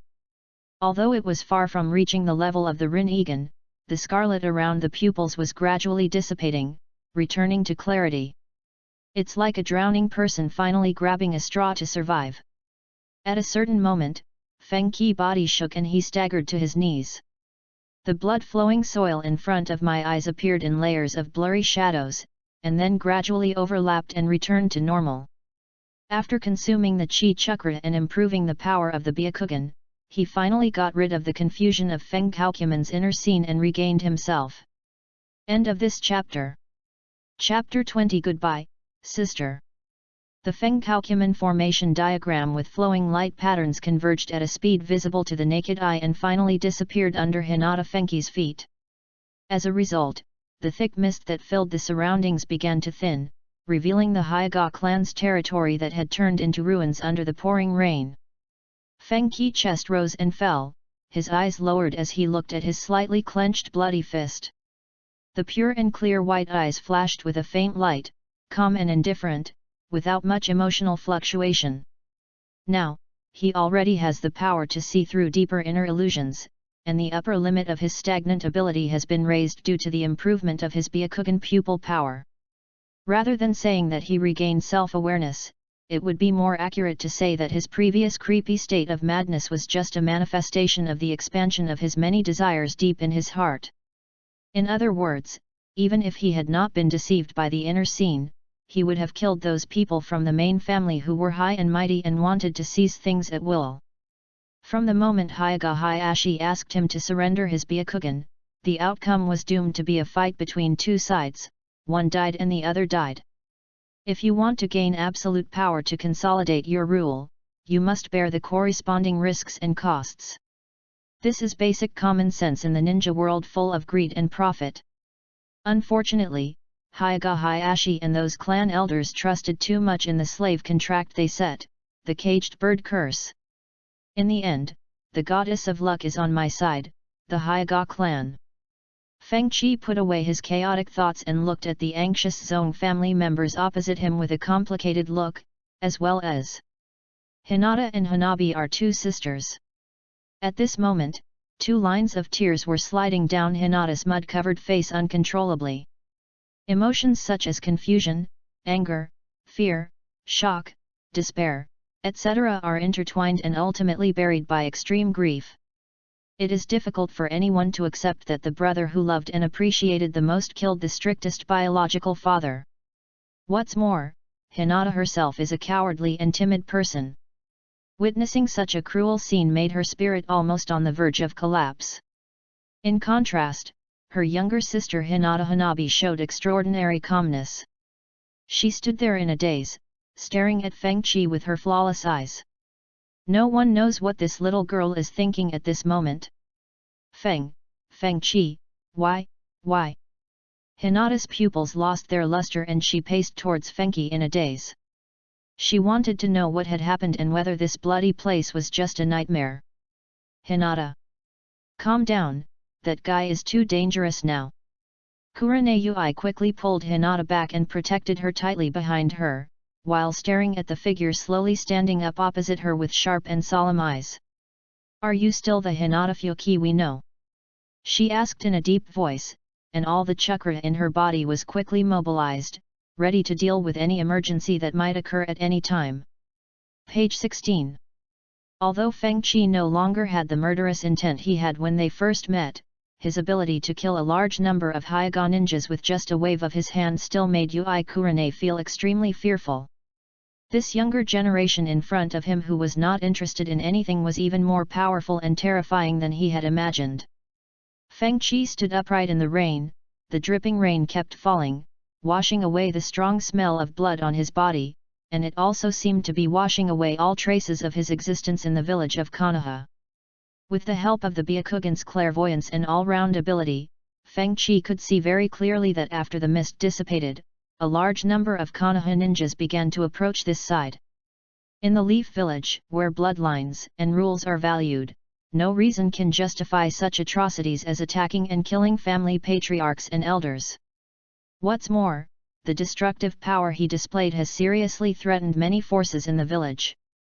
Not to mention Sarutobi Hiruzen and other families, Shimura Danzo, as the representative of the extreme hawkish faction, will definitely be the first to stand up and kill him.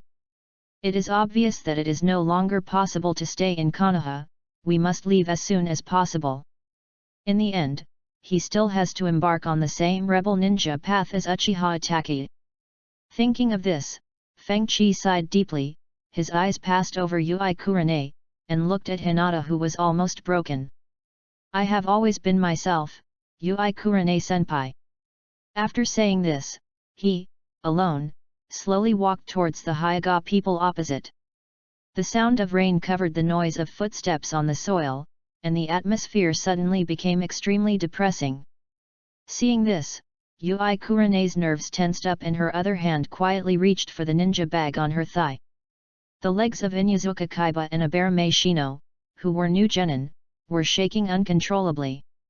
As for those Hyuga members who were frightened and squatting on the ground, their faces were pale and they kicked their legs desperately, trying to get away from the devil who killed the clan leader. Because of those words and the extremely stable chakra in her body, Kurane Yui did not rashly launch an attack.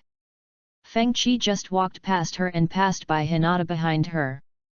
If you want to know the answer, change your cowardly nature and come back to me when you become stronger. After leaving these words, he glanced indifferently at the scared members of the Zong family around him.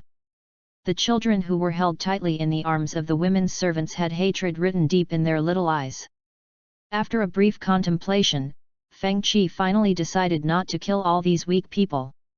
Every wrong has its perpetrator and every debt has its creditor. He is not a bloodthirsty and cruel person. He just wants to live a peaceful life, if those people from the Zong family don't come to him to commit suicide. Moreover, these members of the Hyuga clan have enjoyed the privileges of the clan for so long, they should at least bear some responsibility. The Hyuga family, which has lost its core leader, is destined to have troubles in the days ahead.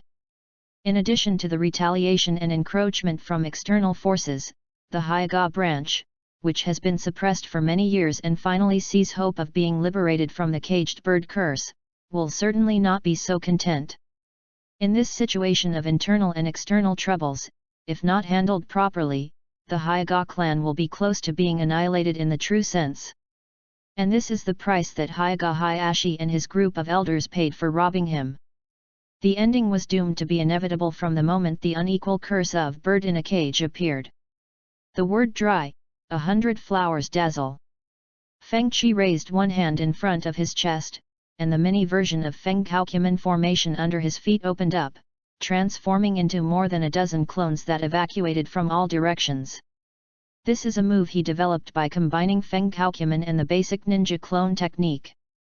It is somewhat similar to the multiple shadow clones. Each clone has chakra that is difficult to distinguish from the real body. Many Konoha ninjas have already appeared at the gate of the clan's territory. Before the news of the assassination of the Hyuga clan leader is reported back to the Hokage building, this is the safest way to leave the village. Countless Hinata Fuki were running wildly on the streets of Konoha to attract attention, while the real Fuki quietly returned to the depths of the clan's territory. Pass through the barrier and use Earth Dragon Swim to move quickly underground. As he often wandered around the village, he was even more familiar with the topography than the locals, and he determined the escape route without much thought. FENGHOU quietly arrived at the edge of the village, crossed the cliff with rock statues of successive Hokage carved on it, and arrived at the back mountain of Konoha. Standing in the place where Hashirama Senju and Uchiha Madara once talked about their ideals, he glanced at the chaotic Hyuga clan territory from afar. "Gana, my one touch more." With a low sigh, Feng Qi no longer had any attachment and disappeared on the spot as a shadow. At this time, the heavy rain that covered the entire Konoha village had stopped. A cool breeze blew through the mountains, blowing up the fallen leaves on the ground. The bird trapped in the tree regained its freedom, flapped its rain-soaked wings and flew away. End of this chapter. Chapter 21 Defection. The major changes in the Hyuga clan's territory soon spread throughout Konoha under the spread of the ninjas. This night after the downpour is destined not to be peaceful. Hokage Building. Sarutobi Hiruzen sat in front of his desk, listening to the report from the Anbu ninja who was kneeling on one knee, his expression becoming increasingly solemn. It was not difficult to tell from the clouds of smoke constantly coming out of the pipe in his mouth that he was unable to conceal the disbelief in his heart at this moment. Hyuga Fuki caused chaos in the Hyuga clan territory and killed elite ninjas including the clan leader Hyuga Hayashi and a number of clan elders? How can that be? You know, even Uchiha Itachi, who was known as a super genius back then, was able to exterminate the Uchiha clan based on various preconditions. This included Danzo's secret assistance, the kindness of the clan leader Uchiha Fugaku who could not bear the bloodshed and took the initiative to die, and the Uchiha clan's lack of advance preparation, etc. However, the always cold and ruthless Hyuga Hayashi is not as kind as Uchiha Fugaku. What's more, he has the absolute advantage of the caged bird curse in his hands. Hinata Fuki, how on earth did you manage to do such an incredible thing? Sarutobi Hiruzen frowned, puzzled. He had anticipated many possibilities regarding the Hyuga clan's actions tonight, and even acquiesced to Danzo's extreme approach. But from the beginning to the end, I never expected this kind of ending. How is the investigation of the on-site situation going? Do you know what methods Hinata Fuki used? Sarutobi Hiruzen asked. Replying to Lord Hokage, at that time all vision was obscured by the thick mist and it was impossible to know what exactly happened.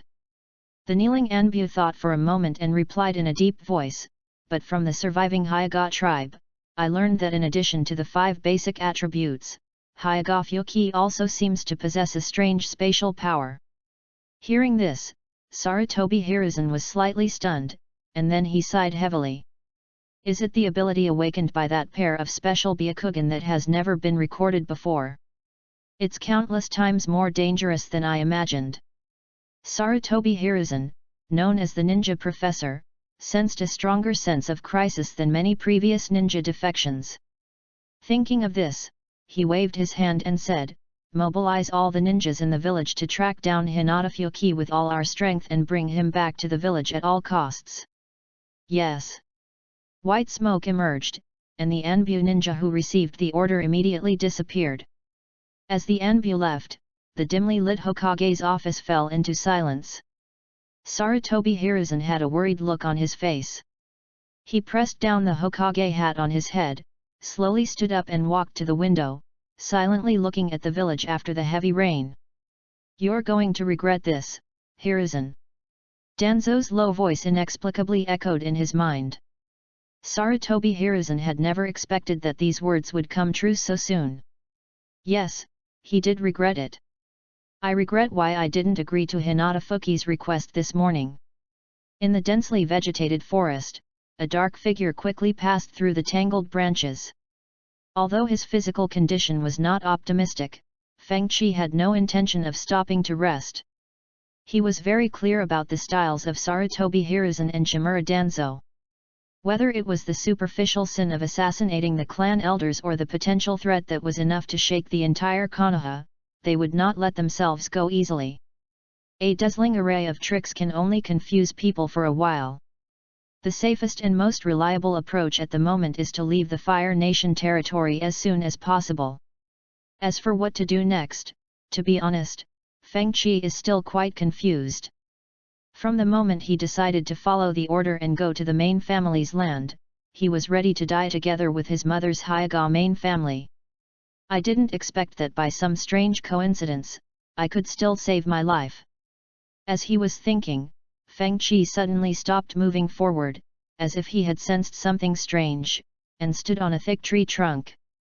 The violent inertia impacted the entire tree, and the constantly shaking leaves rubbed against each other, making a rustling sound. The surroundings were a little bit strangely quiet.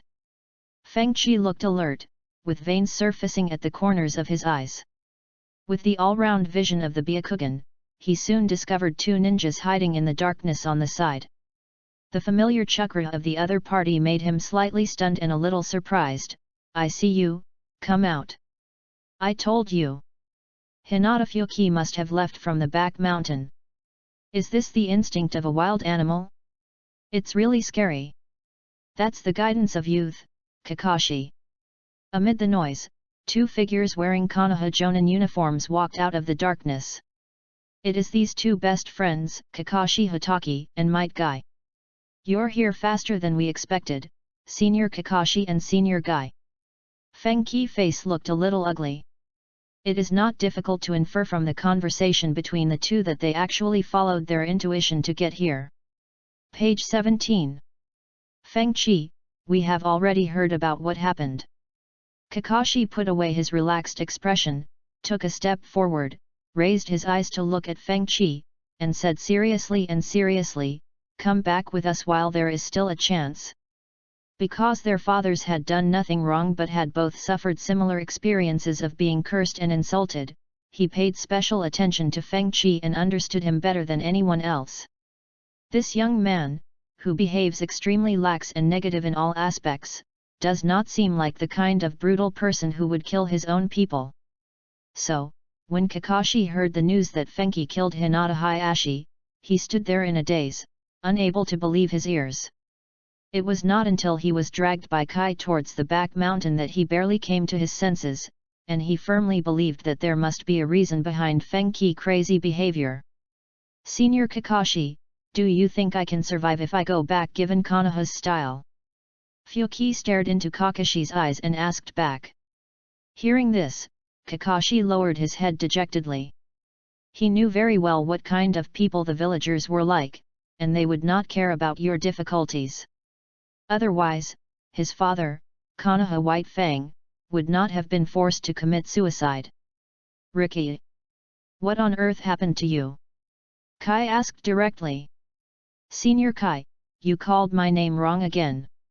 Feng Qi sighed helplessly. Soon, his eyes became firm again, and he told the truth expressionlessly, "Those high-ranking guys took a fancy to my eyes and abilities, and wanted to take them for themselves. Then I just have to kill them all, that's all. The greed for power brought about a fatal disaster. It really seems like something dirty that the Hyuga clan would do." With just a few words, Kakashi and Guy understood the whole story. "So, you came here to take me back by force." Feng Qi didn't want to waste time with these two people here, so he just confronted them directly. It was pure coincidence that the two of them were able to find this place, but if they dragged it on like this, a large number of Konoha's ninjas would come from behind. By then, I will really be left in this forest forever. Kakashi and Guy saw the strong resistance from the depths of Fenki's eyes, and they knew that words alone would not be enough to persuade him. "I understand your situation, but I'm sorry, but it's the Hokage's order to bring you back to the village at all costs." Kakashi's face was heavy as he slowly raised his hand to touch the ninja bag on his leg. Kai was rarely serious. Chakra flowed rapidly throughout his body. He stepped forward, waved his hands, and then made an attacking gesture. "Come to think of it, I haven't had a formal sparring match with you guys yet." Feng Qi lifted up the long hair that fell on his face, and the FENGHOU formation diagram slowly unfolded under his feet. The cold wind blows through the forest, bringing with it a chilling atmosphere. The battle between the three is about to break out. End of this chapter. Chapter 22, Fuki vs Kakashige. The wind stops, people move. Whoosh! Kakashi took the first step and quickly threw a kunai at FENGHOU to test his current physical condition and basic abilities. There was a sound of breaking wind, and the sharp kunai left a trail of afterimages in the air, cutting the falling leaves in half. FENGHOU rolled his eyes, took a horse step, and stretched out his arms. As graceful as the breeze. Tai Chi cloud hands, using softness to overcome hardness. FENGHOU caught the speeding kunai with his bare hands, twisting his palm left and right in a Tai Chi posture.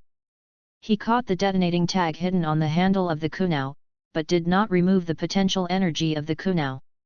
Instead, he turned around and forcibly changed its direction, turning the tip around and stabbing Kakashi and Guy in return. Boom!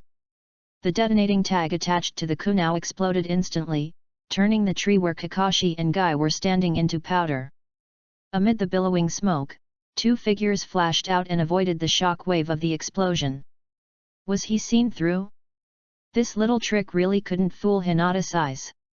Kakashi looked serious, and while his body was stuck in mid-air, he quickly formed seals with his hands and quickly gathered chakra towards his throat. Si Wei Shanhai Wu Yin. Art Fire Escape Ho Fireball. Boom! A huge hot fireball burst out of his mouth, evaporating the water vapor around it after the heavy rain, and pressed straight towards FENGHOU. The scorching air blew towards him, but FENGHOU stood there motionless. Compared with the cumbersome and complicated hand seals, his response method was very simple and rough. He just slowly raised a finger in front of him. Sun means the merits of incense and sandalwood. Several wooden sticks popped out and formed into a messy wooden stakes in front of FENGHOU. A huge fireball followed, hitting the wooden stake and exploding into a raging flame, then quickly dissipated, leaving only scattered sparks. The wooden stake showed no change at all, and even the surface showed no signs of burning. It's similar to the first generation's wood escape technique, but fire can't burn through it at all, and. Kakashi landed on a branch and stared at the pair of pure white eyes that appeared from the gaps between the wood strips. I can't even see the movements of his seals. Kai. He turned and looked in another direction. Learn. Kai's feet burst out with heavy force, stepped on the tree trunk and leaped out quickly, and in an instant he was in front of FENGHOU. Konoha Tornado. With the help of the huge inertia generated by high-speed movement, Kai rotated in the air and then kicked FENGHOU's head with a powerful upper horizontal kick from top to bottom. Boom! A powerful kick shattered the wooden stakes surrounding FENGHOU, and suddenly stopped in the flying wood chips. FENGHOU raised his arms to block and took his kick. That's a pretty good power, but my attacks don't stop there, Ricky. Kai grinned, swayed his waist, transferred the strength of his right leg and the center of gravity of his body to his left leg, and kicked towards FENGHOU's side where he was not prepared. FENGHOU's eyes narrowed, and after catching the attack path of the fierce kick, he leaned back to avoid the attack. The strong wind generated by the kick blew up the long flowing black hair. FENGHOU's reaction speed was fast, but in a confrontation at the physical level, it was obviously not so easy for Kai to get rid of it. He was not in a hurry when his attack failed. He held the tree trunk as a fulcrum with his backhand, put his legs together, and kicked FENGHOU's chest with all his strength. FENGHOU took a step back to steady his body, while crossing his palms in front of his chest. The arms were destined to be unable to twist the thighs. So at the moment when the palms and feet collided with each other, FENGHOU turned his arms counterclockwise and cleverly unloaded most of the force through Tai Chi cloud hands. Under this traction, Kai's entire body began to turn. He had just stood firm after using brute force to break free from the restraints of soft energy when the Tai Chi Bagua formation suddenly appeared in front of him. Senior Kai, I will return what I just said to you exactly as it is. Soft fist, 8 diagrams 128 palms. FENGHOU chuckled and stepped forward, launching a fierce and violent palm strike towards the key acupoints on Kai's body. The improvement of his Byakugan and Chi Chakra allowed his soft fist to naturally reach a higher limit. As a fellow Konoha ninja, Kai has naturally experienced the power of the Hyuga gentle fist. His muscles were tense, and he chose to avoid the attack temporarily, countering the attack and prioritizing the protection of the acupuncture points on his body.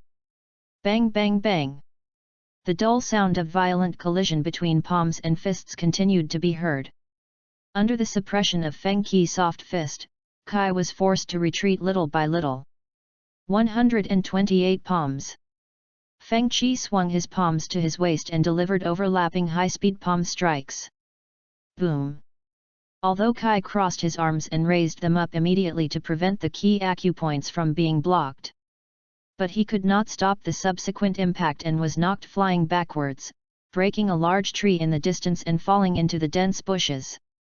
FENGHOU took a step forward with his left foot, and was about to press on with his victory, but suddenly he retracted the step and did a few clean backflips and retreated backwards.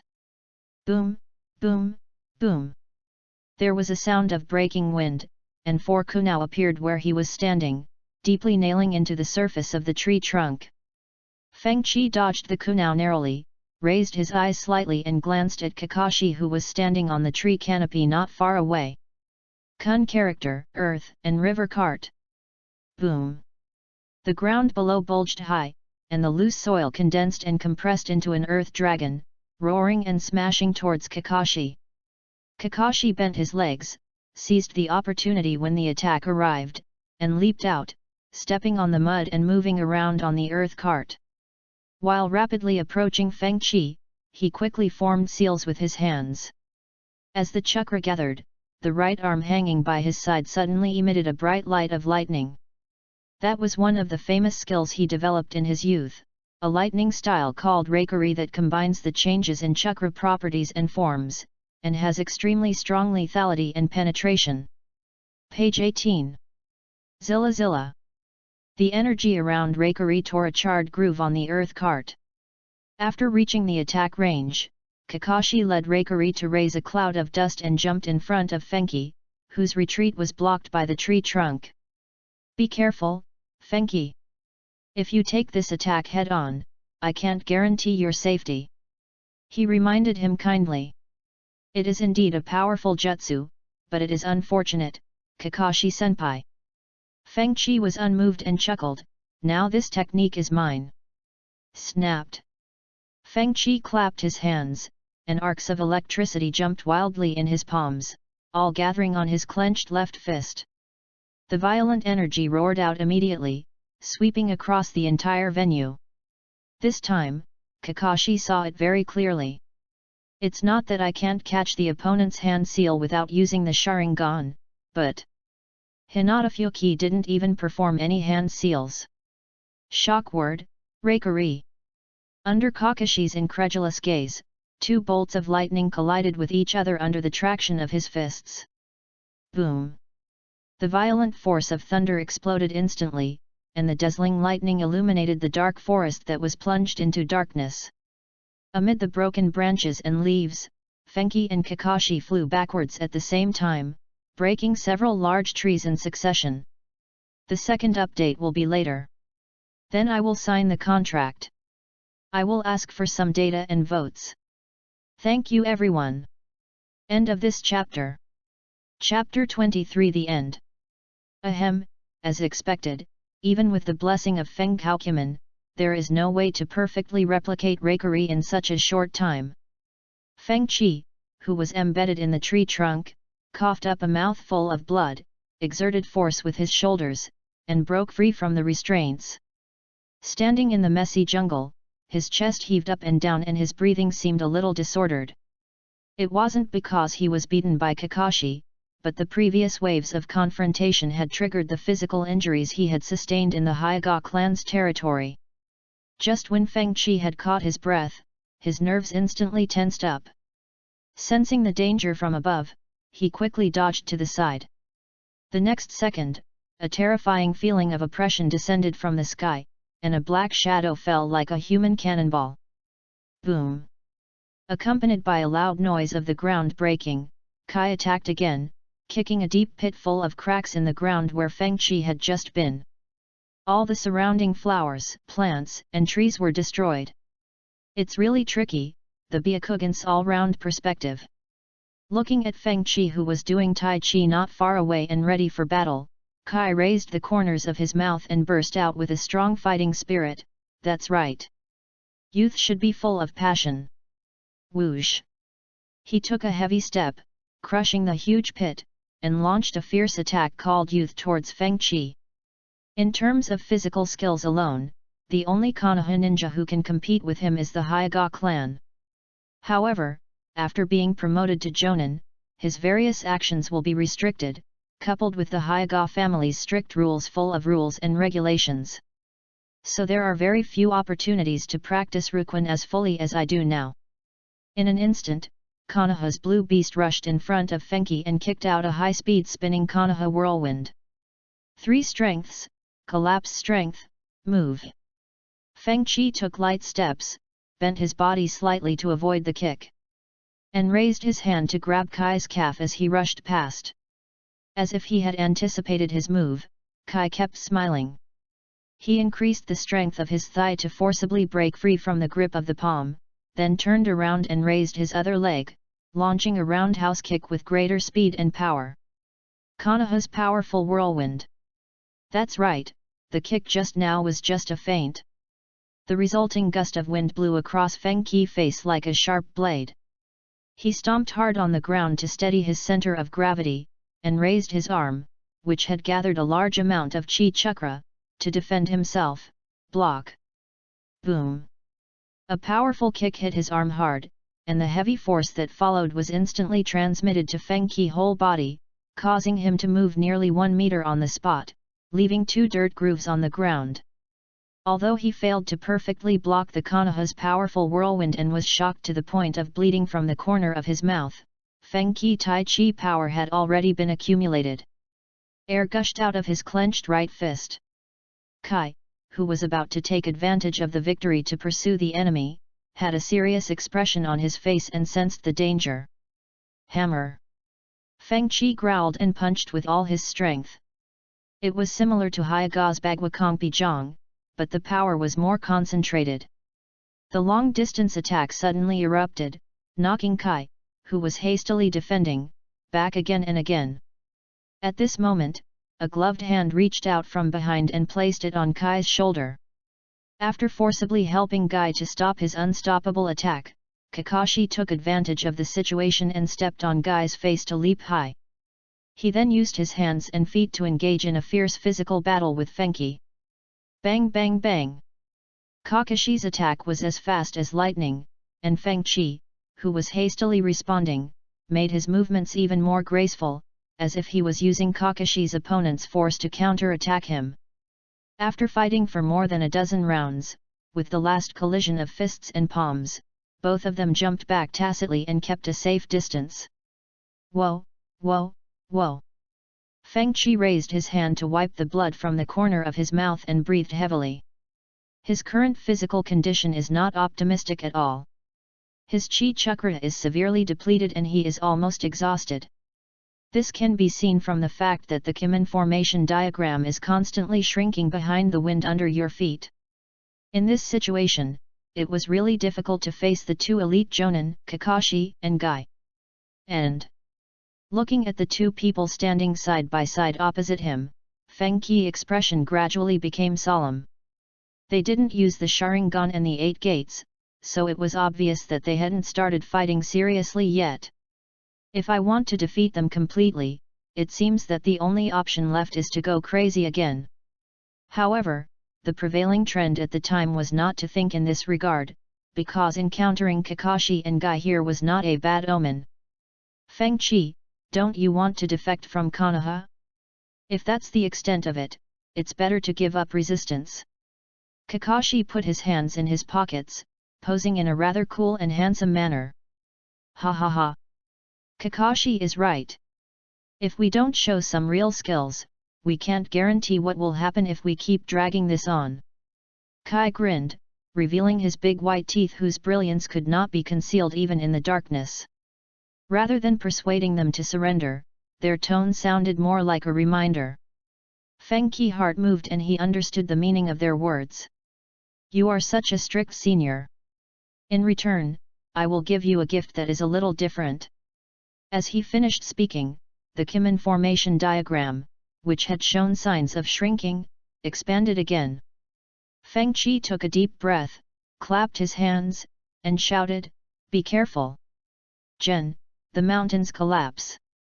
Boom boom boom! Accompanied by a dull and depressing sound, the Kimen formation diagram under Feng Qi feet quickly rotated, and the remaining Qi chakra gushed out. The next second, a dark shadow fell from the sky, covering the bright and cold moonlight around it. Kakashi and Guy seemed to sense something and suddenly raised their heads to look above their heads. Even though they knew that Feng Qi's special white eyes possessed quite terrifying power, when they saw the scene in his eyes clearly, they couldn't help but shrink their pupils and reveal shock. "I saw a small hill falling from the sky, wrapped in messy air currents and falling at a high speed." After using all his strength to summon this attack, Feng Qi no longer hesitated and used the 8 gates to transfer himself to a tree in the distance, turning into a wisp of afterimage and quickly escaping from the place. "Tu dun tu liubi." A second before the mountain fell, Kakashi quickly formed hand seals and raised a thick earth wall on Feng Qi's escape route to try to intercept him. Feng Qi glanced at the dog-head anti-counterfeit label on the earth flow wall, then turned around and took a deep look at Kakashi and Kai, who stayed where they were and did not continue to chase. "I have to owe you a favor." After sighing softly, his expression regained its determination and he rushed straight into the hard earth wall. "Jen means the dragon swims on the earth." With a puff, like a fish entering the sea, his graceful figure completely disappeared on the rippled earth wall.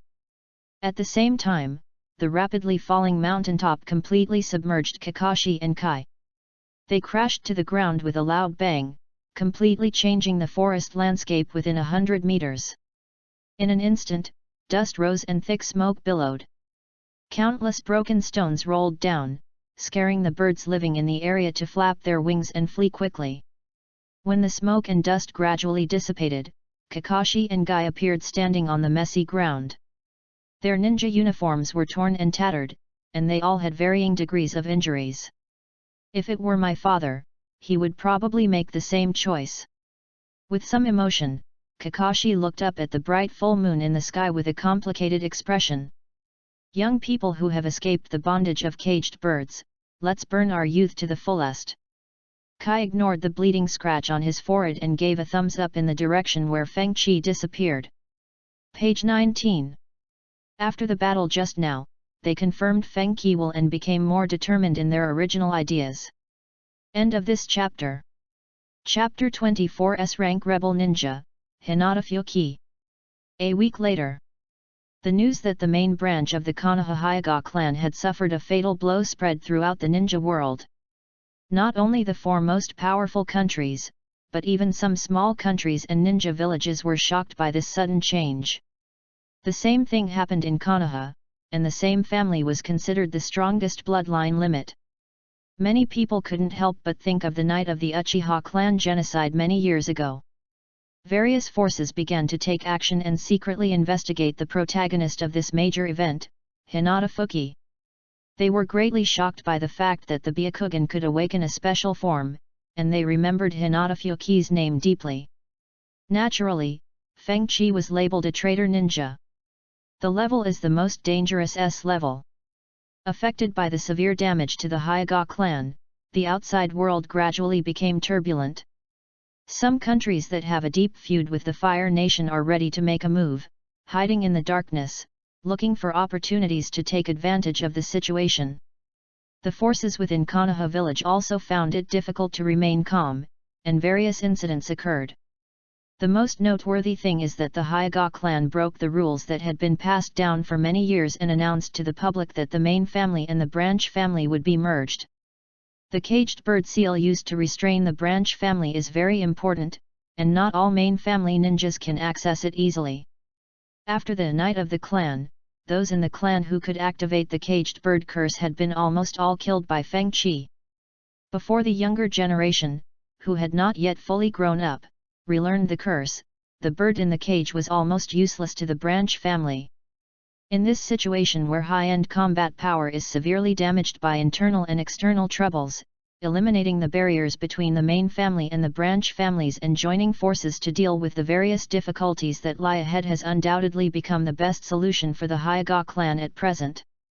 The Hyuga clan knew very well that only by withstanding the crisis of genocide and restoring their former strength could they consider what was to come. The Hyuga branch, who had suffered from the restrictions of a bird in a cage, suddenly gained the freedom to fly in the sky as they dreamed of and became one of the heads of the family.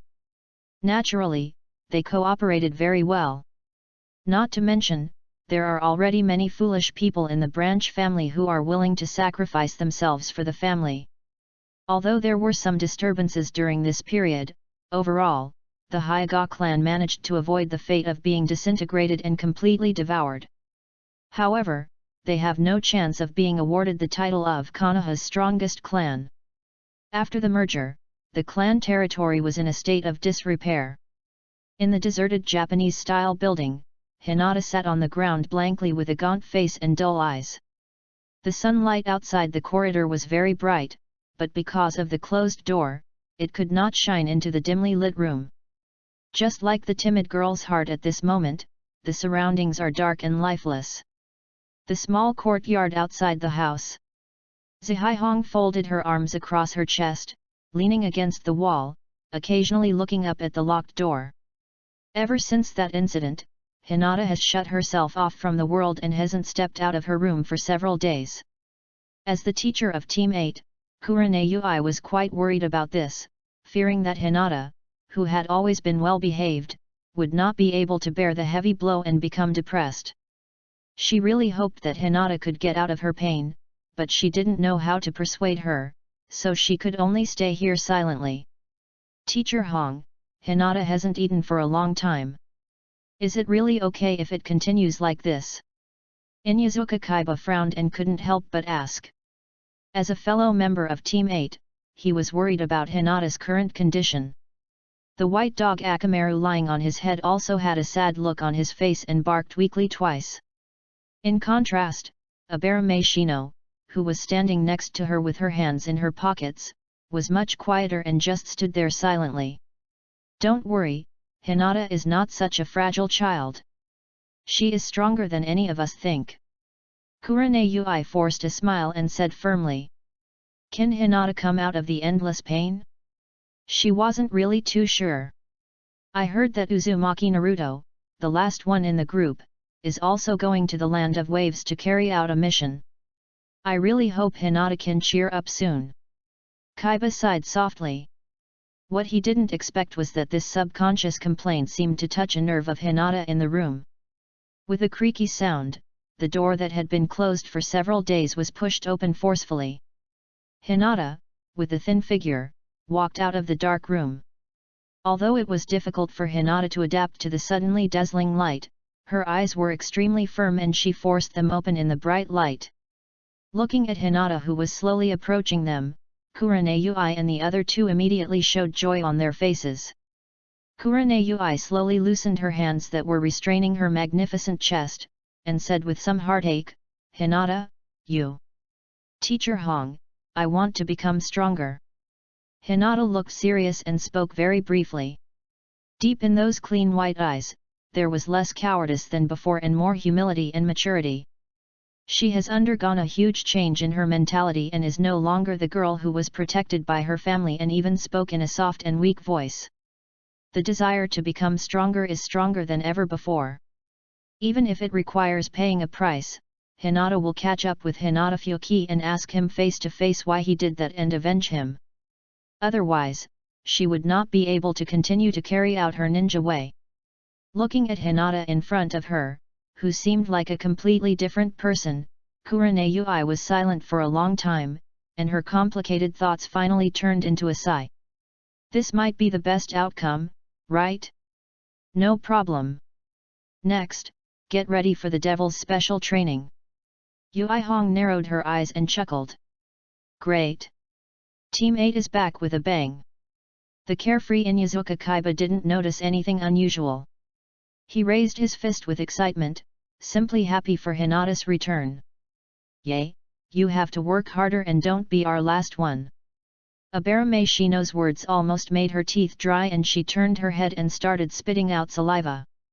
Noisy and quarrelsome affairs are almost the daily routine of all ninja teams. If it were the Hinata from the past, she might have covered her mouth and smiled foolishly. But now, she just stood there in a daze, with no expression on her delicate, fair face.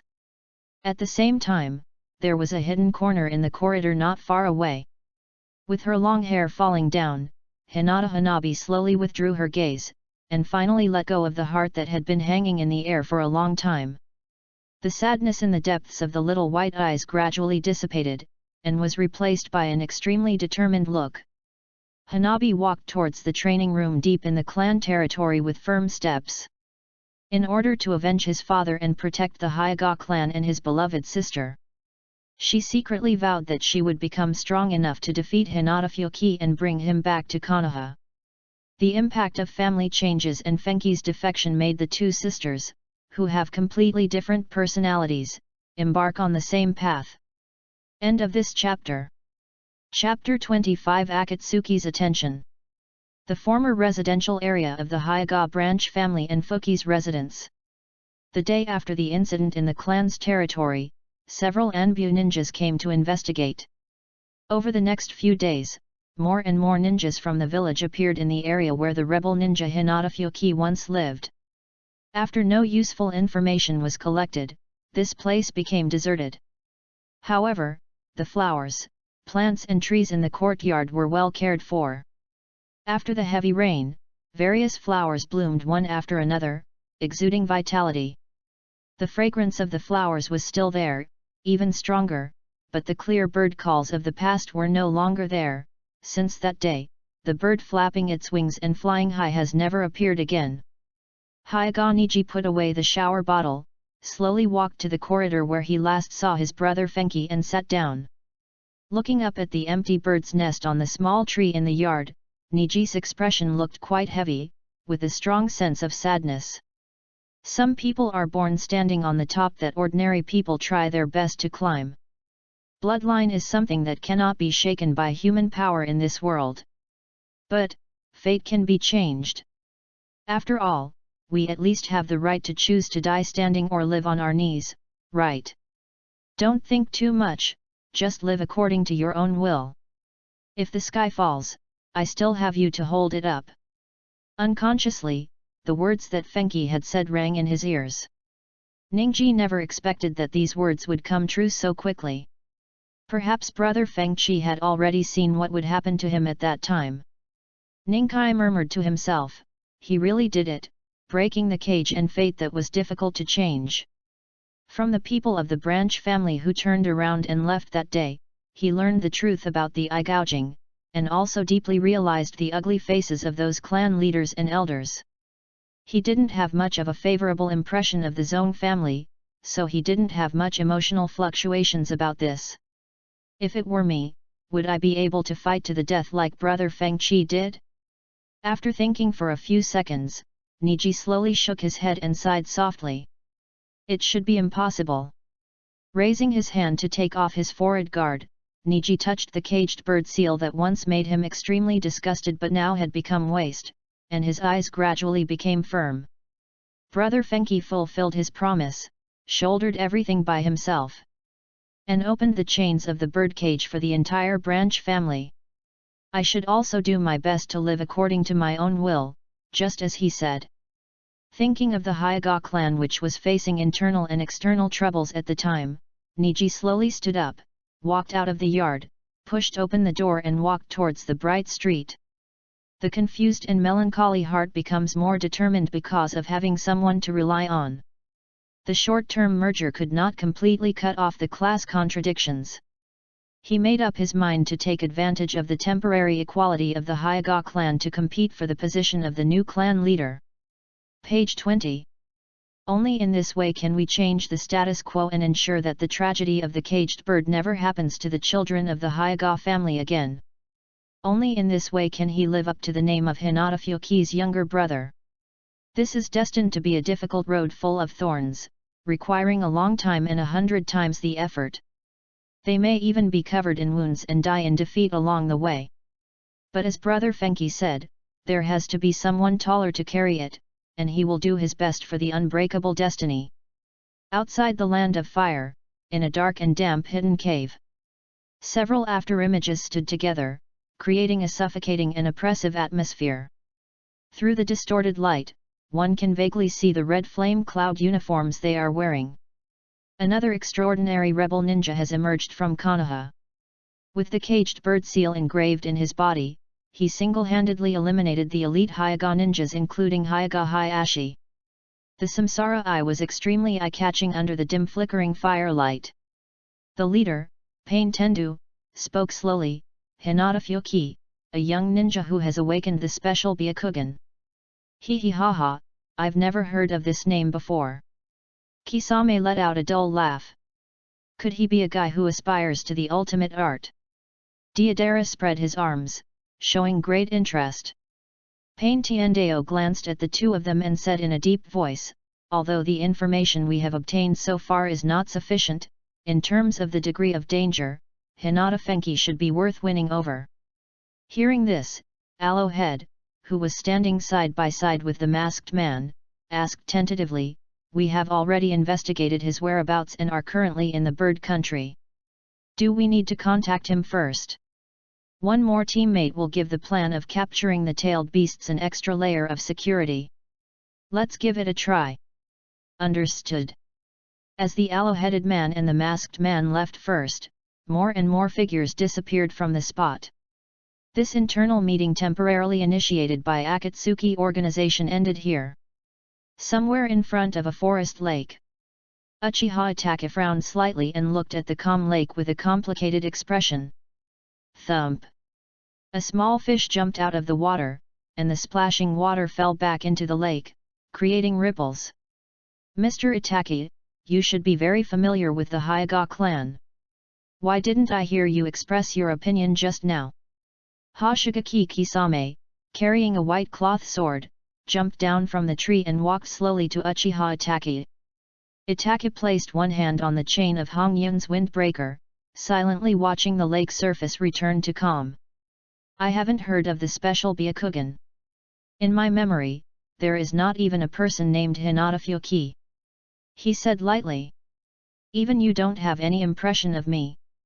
It seems that you are very good at hiding your weaknesses.